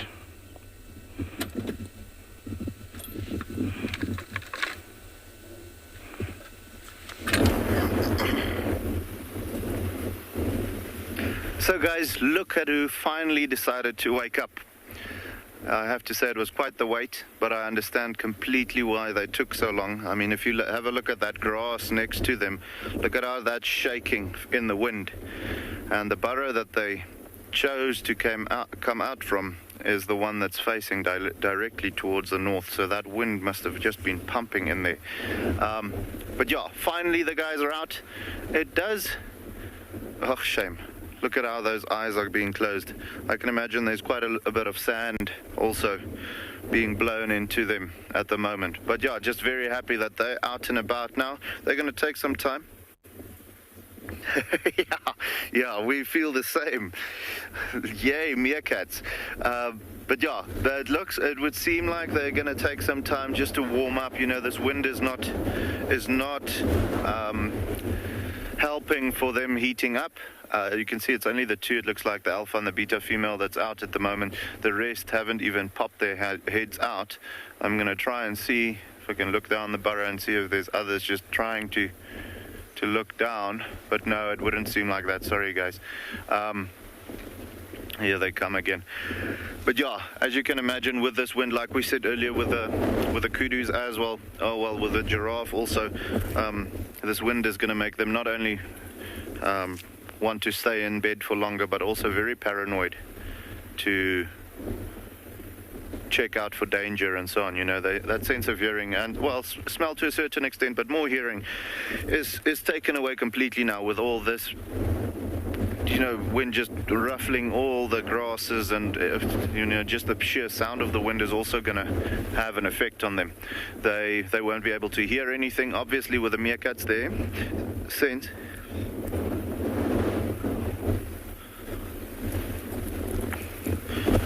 So we had quite an interesting question from Ruby. What are the pregnant subordinates, if I heard correctly? So Ruby, just a broad answer to your question. We currently have the alpha female that has got the... Sorry?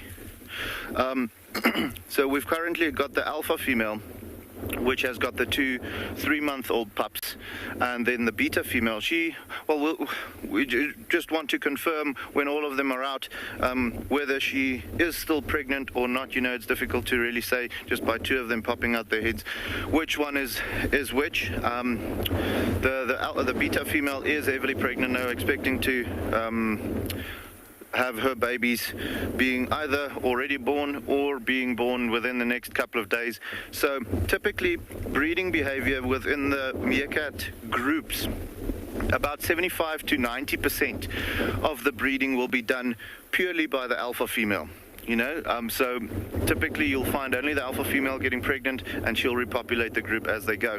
However, in cases like now, the beta female will also get pregnant, and depending on the alpha female, whether she'll then decide whether she's going to allow that babies to be born and be raised to maybe get the group size larger and so on. As we know, they've got a 70-day gestation period, so for the meerkats, like going back to the group of the Xhosa group, there are only 3 individuals at the moment, so they are going to need all the help they can get. They almost have to go their 3rd ranking female to have babies as well, just to get some action going there and up their numbers, you know, because strength in numbers or higher numbers is not only good for looking out for danger, but also when there is pups being born, there's more babysitters to help to raise the babies. You know, they've got cooperative breeding systems, so it's not only the mom that's responsible for the little ones. I see there's another one poking its head out here on the left-hand side now, but it's not only the mom that's responsible for raising them. You'll find that almost when the babies are at the point where they go out foraging with the others, you'll find an allocated babysitter for each baby, sometimes even 2, that goes out, and while they forage, they also dig up grubs and little larvae and so on, which they then feed to the babies, because of those initial stages for the babies, they're not nearly as good as the adults when it comes to, you know, finding beta larvae or anything like that. The digging process, that's something they need to learn, how to locate those things. So yeah, the subordinate meerkats in the group, you'll only really find on special occasions the beta female getting pregnant, and you know, sometimes when that female gets pregnant, the alpha female doesn't allow it, so she'll either abort her pregnancy, or when she gives birth, sadly enough, the alpha female will kill them. But in cases like, well, hopefully now, when the beta female does give birth and they do want to get the group numbers up, the alpha female will allow it as well. But typically speaking, the alpha female is the one that does the breeding and the repopulating of the group.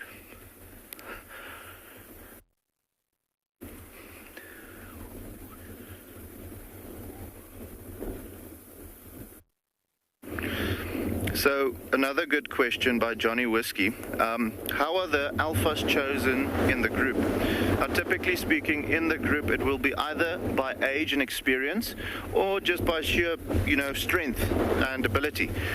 So with the alpha females, it does make a lot of sense for them to be one of the older individuals within the group, because they've got the experience and the know-how to know where to go, where to forage, which areas will be good at which times of the year. So that is a determining factor for the females. Also, you know, the strongest, most capable one, as well as that experience factor, will be something that they use to determine who's the alpha female. Typically, in any way, when you look at the alpha female, she will be the larger, more dominant one as far as strength and so on goes.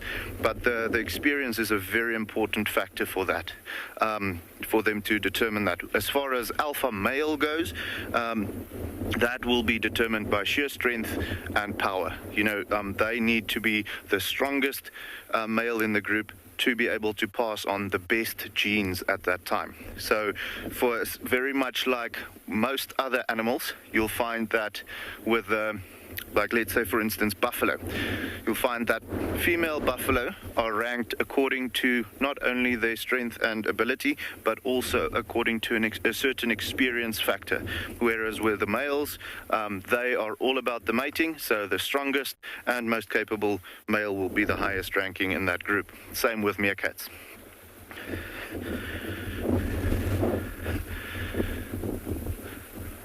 Yeah, guys, we're just very happy that they are out this morning. I mean, the previous time we were here, they didn't come out, and we said today we're going to sit here until they come out. So we're very happy that they did come to us, or that did wake up before the morning drive ends. And I mean, there's just something special about a meerkat. I think that's something that's born into you, almost everyone that has ever watched Lion King. Everyone that's ever watched Lion King, with that Timon and seeing the meerkats in real life, they're just the cutest thing, and there's a sense of warmth that develops inside you having that background.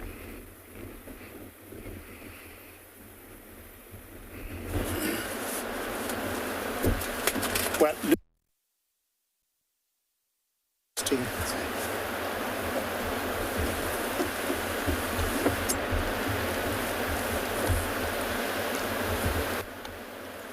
the meerkats, we always equate them to the mungus, or the monkeys here in East Africa, and they are related quite a distance, but they are our meerkats here. And as you know, Dylan says, if anybody watched the movie Out of Africa, I must have enjoyed that. And the same movie also, that escarpment you're seeing there, also featured in the same movie Out of Africa.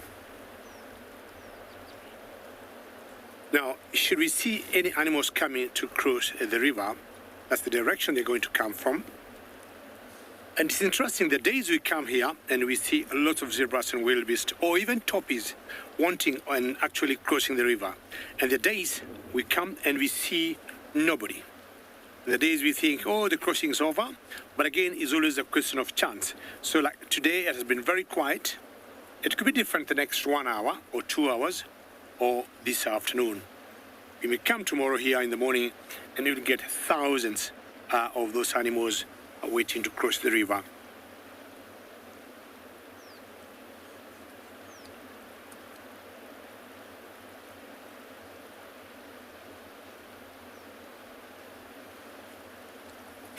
William, that's another good question from an 11-year-old kid. Well done. And you're asking whether we ever have any issues between crocodiles and hippos. In general, not, because William, from where I am, I think you saw a crocodile earlier that we were showing you that was basking on top of rock. And not very far from there, we also showed you a couple of hippos in the water. Normally, they have very good relationship and they do not go for each other. But William, once in a while, we have seen fully grown crocodiles for reasons, say for example, when they're very hungry, we have seen them going for baby hippos. And I'm sure you know, as I said earlier, hippos are herbivores, eating grass. And now, you know, crocodiles are carnivores and they eat meat. And of course, the baby hippos would form very good food for the crocodiles. William, what do you think? Do you think those hippos are too big, William, or do you think they're too small?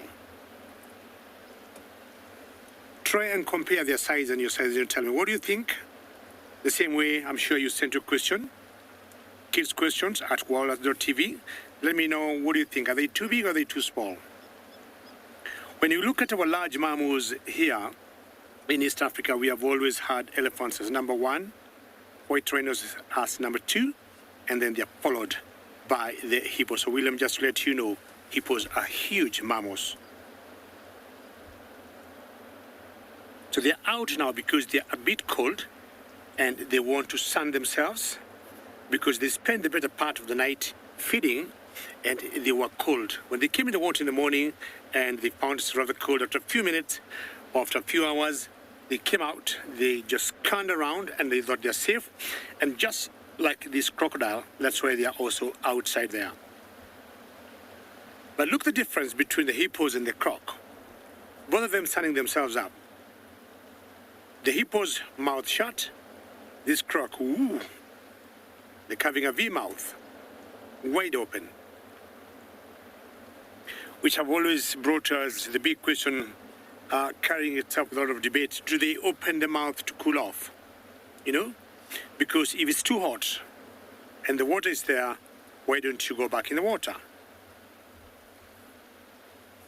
But having very rough skins, a lot of scales and hard skin that doesn't have any breathing pores, that's the only way, personally, I think, they're able to perspire and contain their body temperatures, crocs being cold-blooded.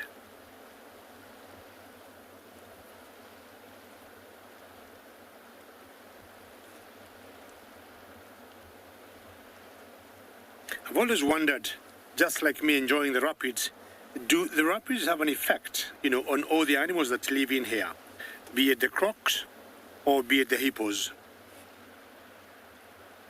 Because this goes on, like 24/7, day and night.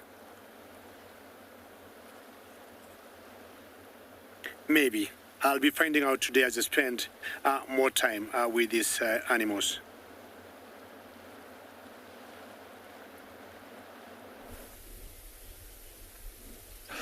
We've just come across a herd of impala, and we almost thought it was some more impalas. Oh, they are quite skittish. They're starting to run from something away from us. I think the winds may be carrying some scent or something, but those two warthogs are so red from the red soil in this area. We almost didn't realize there was warthogs between these impalas. I can see it's just one female with a youngster there. This herd of impala is quite nervous. They keep on looking all around the place, and also they just bolted around the corner a little bit and keep on moving in that direction. So it makes us almost want to keep on driving and go look at what they're so nervous about or what the wind is carrying. They are literally on the open area where the lions were earlier today, so it might be that they can still smell the lions around this area.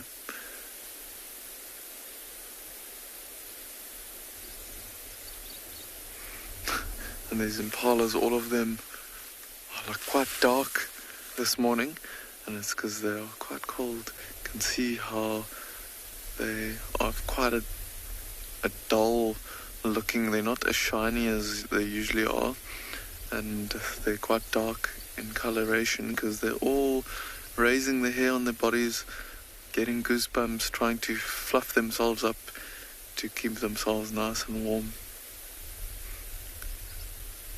Oh, that one's actually chewing a bone. Look at that. How interesting is that? Chewing that bone. His head's gone down. Let's see if it picks it up again. No, has lost interest. Oh, very cool to see. Probably trying to get some other nutrients from that bone there, grinding away at some of the calcium or so that's on the bones. Wow.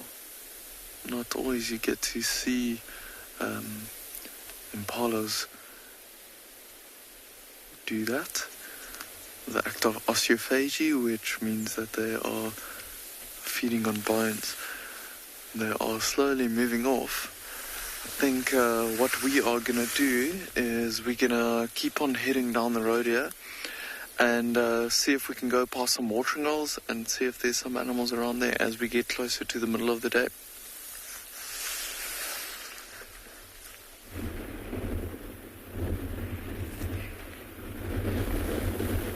So guys, I'm looking at these meerkats going up and down into these burrows, and you know, something that we haven't considered this morning is, and that's when you see that, you also realize why they've been hiding. It's not necessarily a temperature thing, but with them being at eye level, with this wind blowing the way it is, not only are they, you know, getting blown around, but also we were talking so much about their sense of smell and their sense of hearing that's been taken away. But being at that ground level, I just see them cringing the whole time. And, you know, with the wind being as strong as it is today, it's picking up quite a bit of sand particles and just hitting them in their eyes. And, you know, this with the meerkats, their sense of sight is absolutely their most valued sense. That's what they use to spot eagles and, well, any type of raptor for that matter. Pale chanting goshawk, all of those types of things. Snakes, you name it. Anything that could be an enemy of them, they rely on their sense of sight to spot that. And with this sand particles being blown into their eyes the whole time, that has been taken away. So it's definitely not safe for them to be up and moving around yet. I mean, now they've got the safety of the burrows just over here, so a little bit more safe. But as soon as they start foraging and this wind is like it is, keeping an eye out for danger is going to be a real mission today. So, you know, at the one point you understand why they've been in the burrows for so long. It's not necessarily because they were just snuggling still.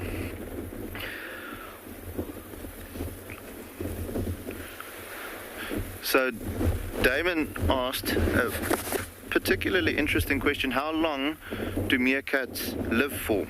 And Damon, you know, it's difficult to give an exact time. I'd say the average is probably around, well, a good life for a meerkat, averaging around maybe six, maybe 7 years.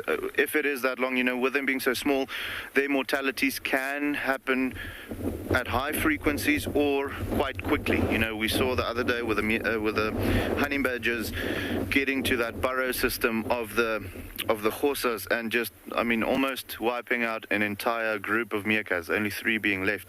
So, you know, with the females, they typically get ready for mating around 24 to 36 months, so 2 to 3 years, and then they'll reproduce for another couple of years. So yeah, typically a good life for meerkat, probably around 6 to 7 years. Some of them might live a little longer. But, you know, there's always that thing of, you know, babies dying at early ages and some youngsters being taken by snakes that bring down that average. And remember, when you read a book and you see a meerkat lives, or let's talk about a leopard rather, the leopard lives for 24 years. It's not always in the bush, you know. There's so many factors that you have to consider out here, which will determine the lifespan of a particular organism. So I'd say out here, with it being dry, with it being, you know, harsh conditions, when it rains, it floods. When it is dry, it's really dry. When it's cold, it's very cold. And, you know, over this past 5 years now, we've had a particularly bad drought in South Africa.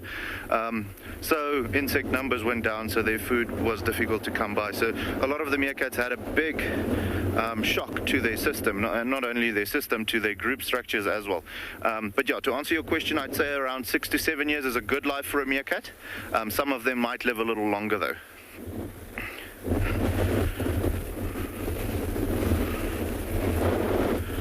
Yeah, but yeah, guys, as you can see, they decided to duck into the burrows. I'm pretty sure they're going to be up and down now for the next couple of minutes, maybe another hour before they decide, okay, now they're going to come out. The wind should calm down during the middle of the day, so probably then they'll really come out and sun themselves and then start foraging.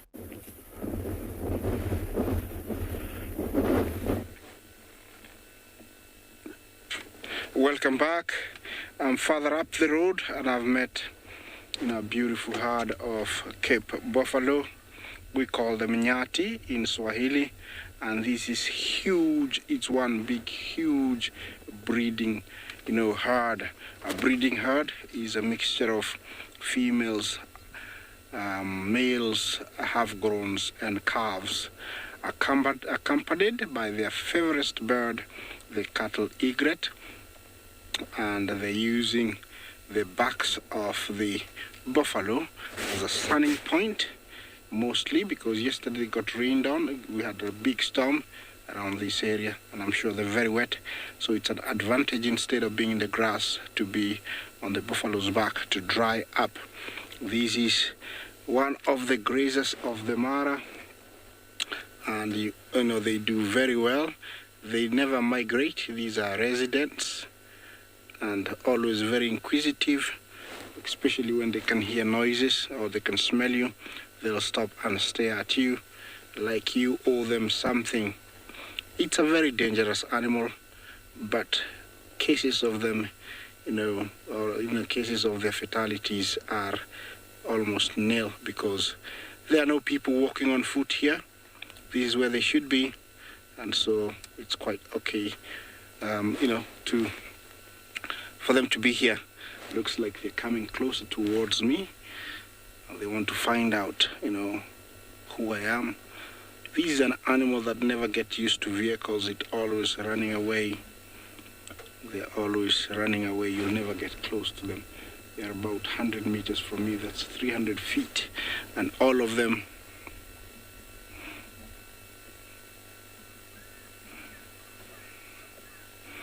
Krishna, hello. You want to know to differentiate between a male and a female. Look at those ones facing us. The one behind the calf, there is one with funny horns, looks like they're high up, and then there's one to the right, folded all the way to the almost touching the skull. Look at the middle there. There's no much horn. Look at the back, the one at the back with almost whitish middle. You see how thick it is. Yeah, you look at the middle, and the male horns, they have an area called the boss. It's where the two horns meet in the middle of the skull. It is much thicker, much wider. Main reason, it's because they do fight for mating rights. It can cover a larger area of the enemy's head when they hit each other, and also it can reduce the impact to the head, and hence not causing an injury to their head. For the females, they don't need them, so they only have a sharp end to hook an enemy. Look at that one with the cattle egret, that one there. Can you zoom into the one to the left, James, if you can? Are you out? Yes. Okay, you see that one with the cattle egret. There's one that I cannot see the head. The next one, look at the middle. That is a male. That's how you can differentiate between male and female. And that's why it's called a breeding herd, because it's a mixture of males and females. Yes, and they carry the young one for almost 11 months, very much like our domestic animals. This is a pure grazer. They need plenty of grass to graze on, so you'll always find them where there's plenty of grass. And it's one of the big five, the aggressive five, I would say. This is an animal that in the old days, when people used to hunt them, this animal used to ambush them, and hence it's called the big five. Look at that beautiful male over there. He's got a huge boss, the one slightly to the left of the screen. There's a female with very interesting horns there. They all come in different sizes and shapes. Some of them folding back really hard, some of them going almost out straight. Yeah, they are very different. This is a very heavy animal, almost hitting around 900 kilos for fully grown males, and about 500, 600 for females. Yeah, although they look heavy, these guys can, run. And they're always looking at you because they have amazing eyesight. So they're looking at me like, hey, is that Isaac? Remember, this is live. It's coming from Masai Mara. Talk to us on hashtag CGTN Wild and hashtag Wild Earth. Yeah, questions and comments are very, very welcome. Yeah, that's a young bull, you can tell.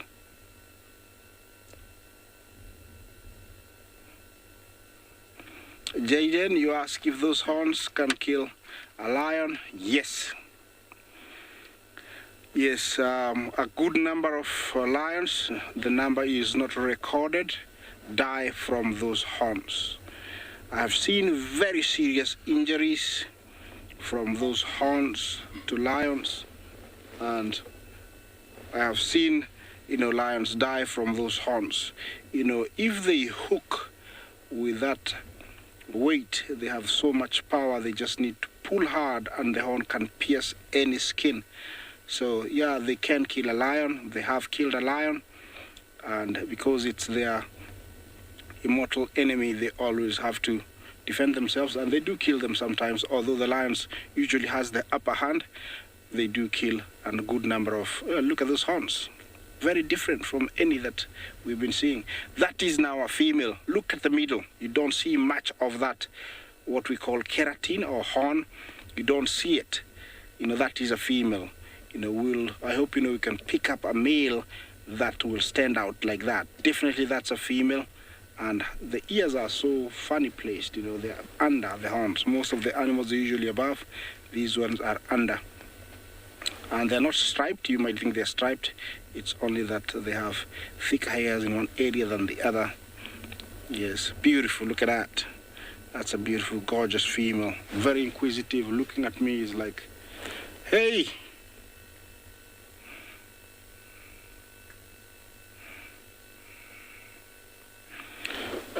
DJ, you ask if the horns are heavy. Yes, they are heavy. They are heavy. Only buffalo can carry them. But if you are to pick up a fresh one, they're quite heavy. They can weigh up to around 20 kilos together with the skull. So they're quite heavy. They're only meant to be carried by buffalo. Yes, that's another female with funny looking horns behind there, and that's a calf. Probably maybe 2 months. Look at the horns, they're quite interesting. They will get the shape later on, at around 1 year. They're getting more tense, and so there's more movement off to my left. Yeah, this is a very good number. I estimate, if I look clearly, this could be an easy 200 plus, and lots of young ones. It's really nice to see these many. Yeah, these are not, look at that male. That's a male and a female. You see the difference? Yeah, I hope you spotted that. Yeah, these guys never get friendly. Yeah, that's a male now. Look at the middle of the horns. It stands out. Very interesting. Okay, I'm moving on. Hopefully I can find something else for you.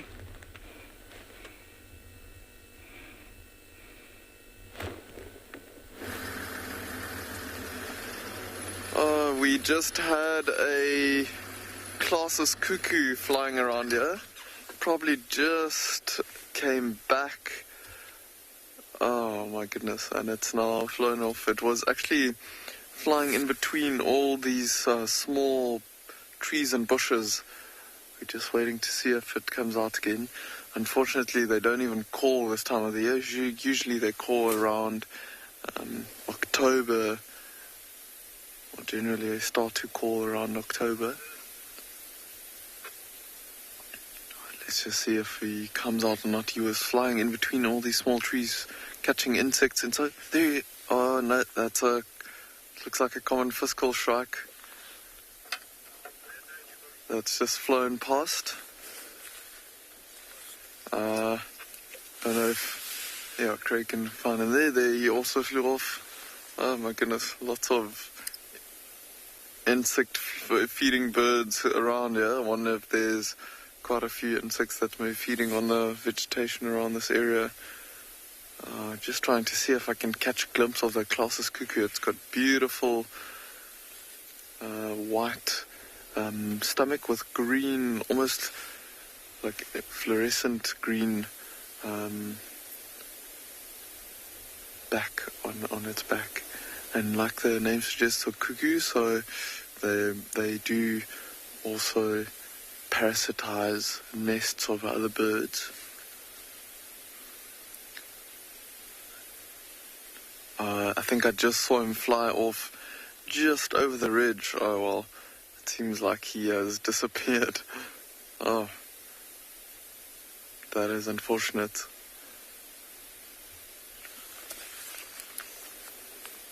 I think, yeah, we're going to keep on going and see. We actually came into this area looking for rhino, so I think we are going to keep on going and look for that, for some rhinos.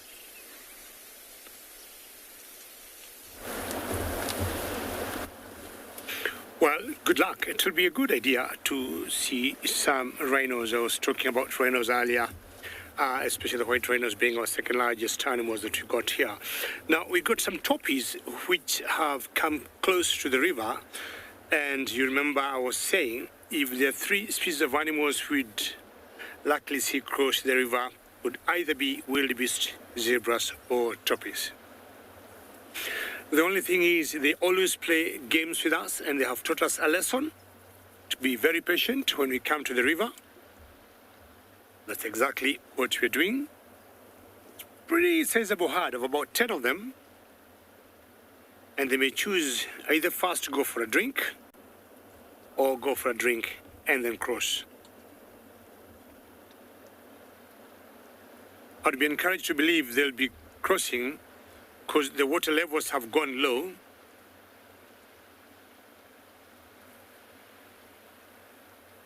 Gloria, you're wondering whether the migration takes the same route while they go back. Yes and no. We have come to this particular crossing point where we are, and we have seen wildebeest crossing from one side to the other and then reversing or backtracking the same way. Sometimes not. But in general, they have a clockwise movement all around the year. So they may cross the river, say south, going north at one point, and then use the same spot, north back to south, as they head to Serengeti, or use a totally different area. It always depends. And you get the migration will have small families in every group of wildebeest or zebras, and every time they take different decisions. And of course, we know there are other factors that might come in play. For example, if the water levels are very high, they may not choose the same point, or if they decide to take a particular route and they encounter predators, definitely they are going to change direction. But the bigger picture is what I said is a clockwise movement all around the year, non-stop. Toppies may choose first to have a little bit of maybe last bites of grass.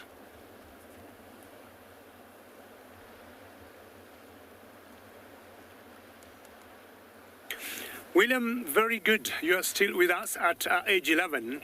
And yes, I mean, if the crocodiles are not very hungry, they may not go for the hippos. But of course, if they are, they'll definitely go for hippos. I'm sure, William, you may want to know that apart from the baby hippos or antelopes, like what you can see there, William, what you call the toppies, or zebras or wildebeest, the crocs will also eat fish. Is that exciting to know, William? And the main fish they would eat from this particular river is the catfish. Now, all the grass you see there, this is the usual elephant grass. And to me, it's very good to help solidify erosion, and we don't get to see the riverbank of the Mara River getting eroded with such tall grass. Something that moved in that grass there, I don't know what it was. It looked like a mongoose to me, but it just disappeared very quickly. Anyway, it could be anything, because it was something big. You would have seen those toppies taking off. William, I hope you can see the hippos and the toppies, how close they are. They have no issues between them. And both of them have a commonality of eating grass.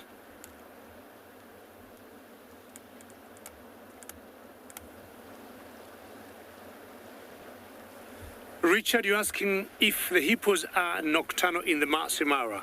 Hippos are, yes, both nocturnal and diurnal. Diurnal, you'll see them during the day where they are. They are not as active as at night. So during the day, they're either on the riverbank, like where they are now, or in the water. And they have particular territories that they control. During the night, hippos are nocturnal. They'll be out of the water.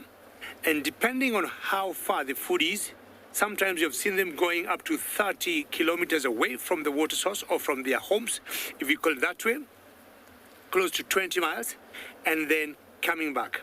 But while out of the water at night feeding, they will not have territories. So you'll get different groups, different schools, different pods, or different herds of hippos mixing together when they're feeding.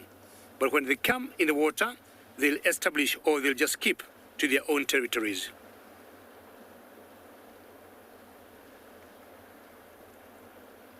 Initially, we started with 2 hippos there, and now we've got about 5, and I'll not be surprised if we get a bigger number. Yeah, we've got more there, maybe another 4. So this particular herd, or this particular school of hippos, usually have about 20 to 30 when we see them all together. We'll see all cows and the dominant bull, sometimes a few sub-adult males. And I'm wondering why those toppies are going there, because I know that particular point they are is a bit steep if they may choose to cross the river from there. But again, you never know what they'll be looking for.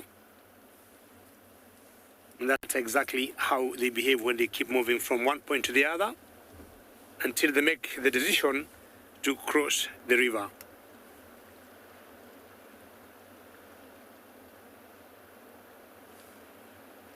Out here, if there's any one animal that I fear in Africa, I'll say anytime the hippopotamus.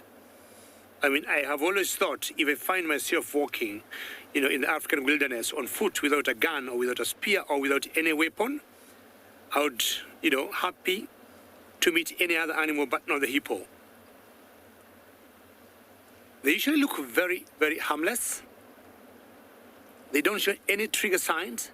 They don't give you any clear indication of what they may want to do. Their body language is subdued. But the moment they make a decision to attack you, you'll be surprised the pace and the time they take.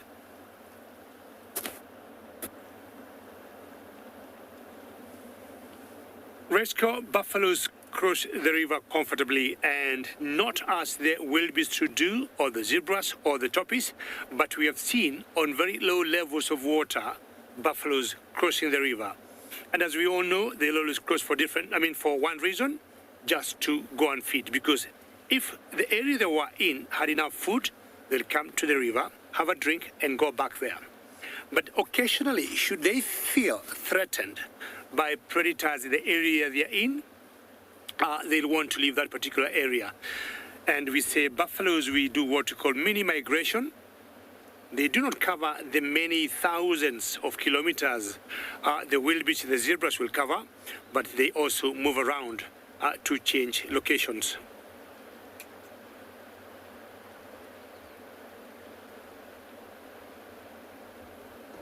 I'm just going to sit here and continue enjoying the rapids and hoping that those toppies are going to cross the river at one point.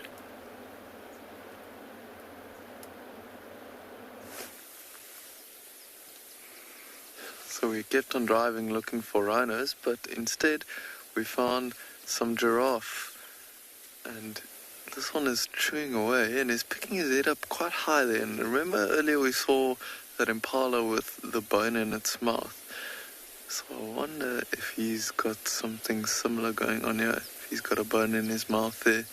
Might be that he's just ruminating, but the very fact that he's picking his head up like that, maybe trying to often do that to try and see that, that they're trying to get the bone to the molars in the back of his mouth there. So I think that that big bull there is also trying to chew away at the bones. So it's a big bull. You can just see the round, bold spots on top of his horns there and how thick his horns are. The one on the left-hand side. And then the one on the right, that looks like it is a female that's there next to him. Just by looking at how thin her neck is compared to his, and also the little black tufts of fur on top of her horns. That is so cool, seeing two different species of animals chewing bones in just a short amount of time.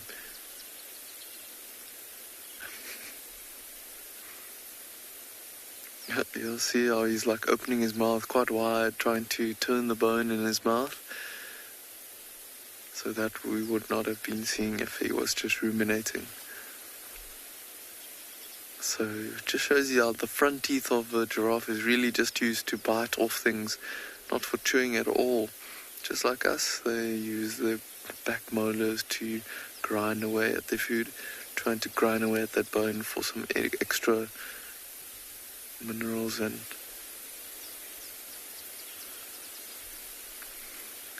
Chris, you're asking if they ever swallow the bones. I don't think so. Not the whole bone though. I think they grind away and there's probably small pieces that obviously get swallowed, but not big bones or big pieces of bone.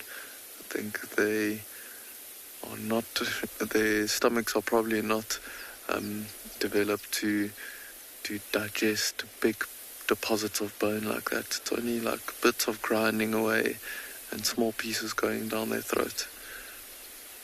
Oh, look at that. How cool is that? Bit of interaction between the two there.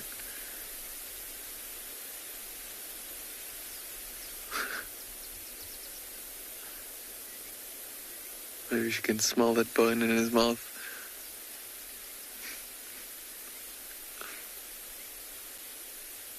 He's not keen to share though, it seems. Quite interesting behavior, seeing a female rubbing up her head against the bull like that.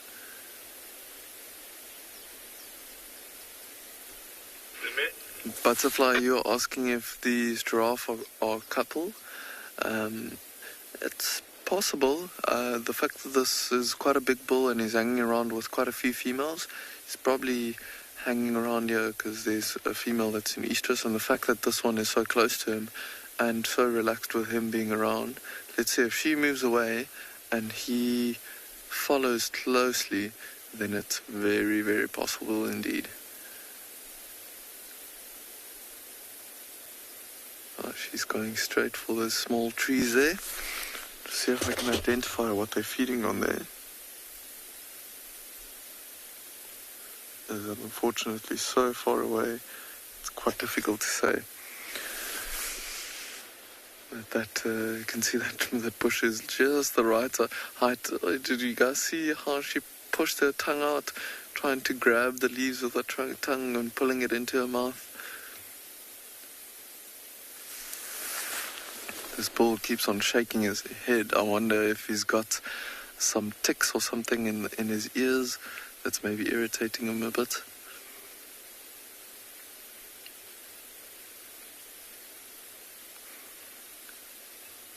How interesting is it how different their spots are towards each other. His is way more geometric like shapes and hers is more broken up and very erratic. But for now I think we'll just hang around here and see what these giraffe get up to.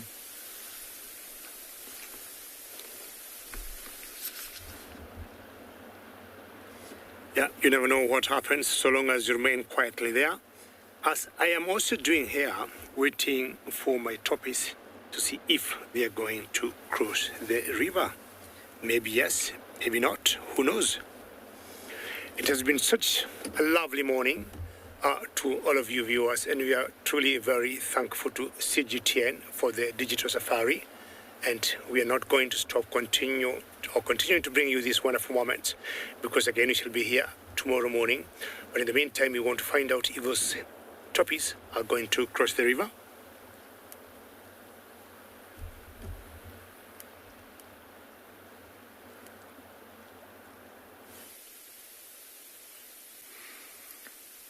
So just as you left us, the bull on the left-hand side dropped the bone. And it seems like, look, his head wants to go down. Let's see if he picks another bone up. Oh no, he's just scratching himself. Seems like there's quite a bit of insects that's irritating him. He keeps on shaking his head. Wonder if there's some flies that's biting him around there. Let's see if he goes back and picks up a bone, maybe where he found the other one. Seems like he's like almost looking down towards the ground.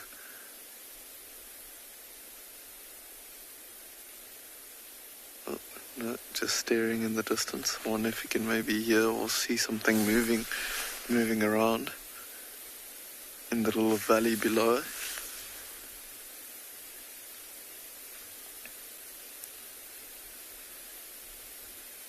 And no, seems like they...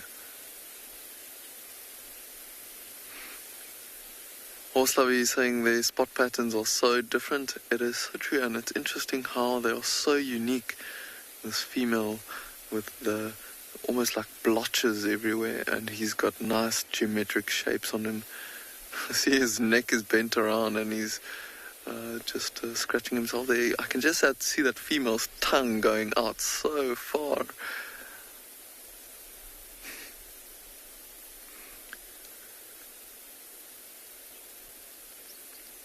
He's just coming across now, also going to the bushes it seems that she's feeding on. But I think we are gonna leave these giraffe, and then we'll also see you all this afternoon again. Same time, same place. Goodbye.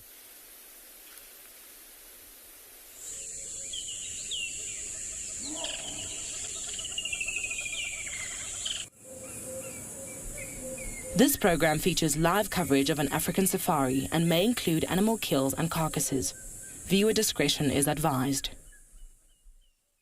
Jumbo Jumbo and hello everybody. A very warm welcome to our afternoon drive. We are in the Masai Mara of Kenya with that beautiful scenery of the savannah and some elephants for you. Welcome aboard to your very own safari, live from the African bush.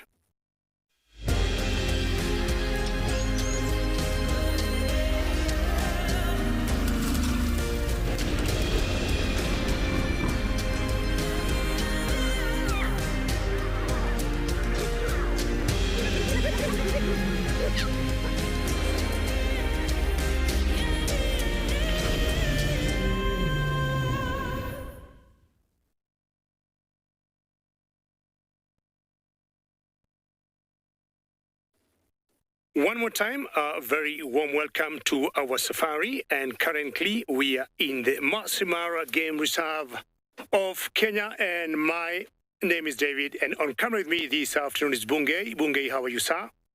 And we're very excited to have all of you on board. This is a great start for the afternoon drive. And remember, we are coming to you live, and we like to be engaged with questions and comments because you'll be able possibly to answer you in real time. And you can tweet to us using hashtag WorldEarth. A rather warm afternoon, 28 degrees Celsius here in the Masai Mara, or 83 degrees Fahrenheit. Look at that baby elephant. It's having an afternoon, early dinner, I would say. And very good to start with a herd of elephants on this safari. And you can tell a sign of rain here because these elephants look like they've got a bit of mud on their body. And my big plans today is to try and get as many elephants as I can and possibly get a cat. I'm just thinking today to get a leopard for all of you.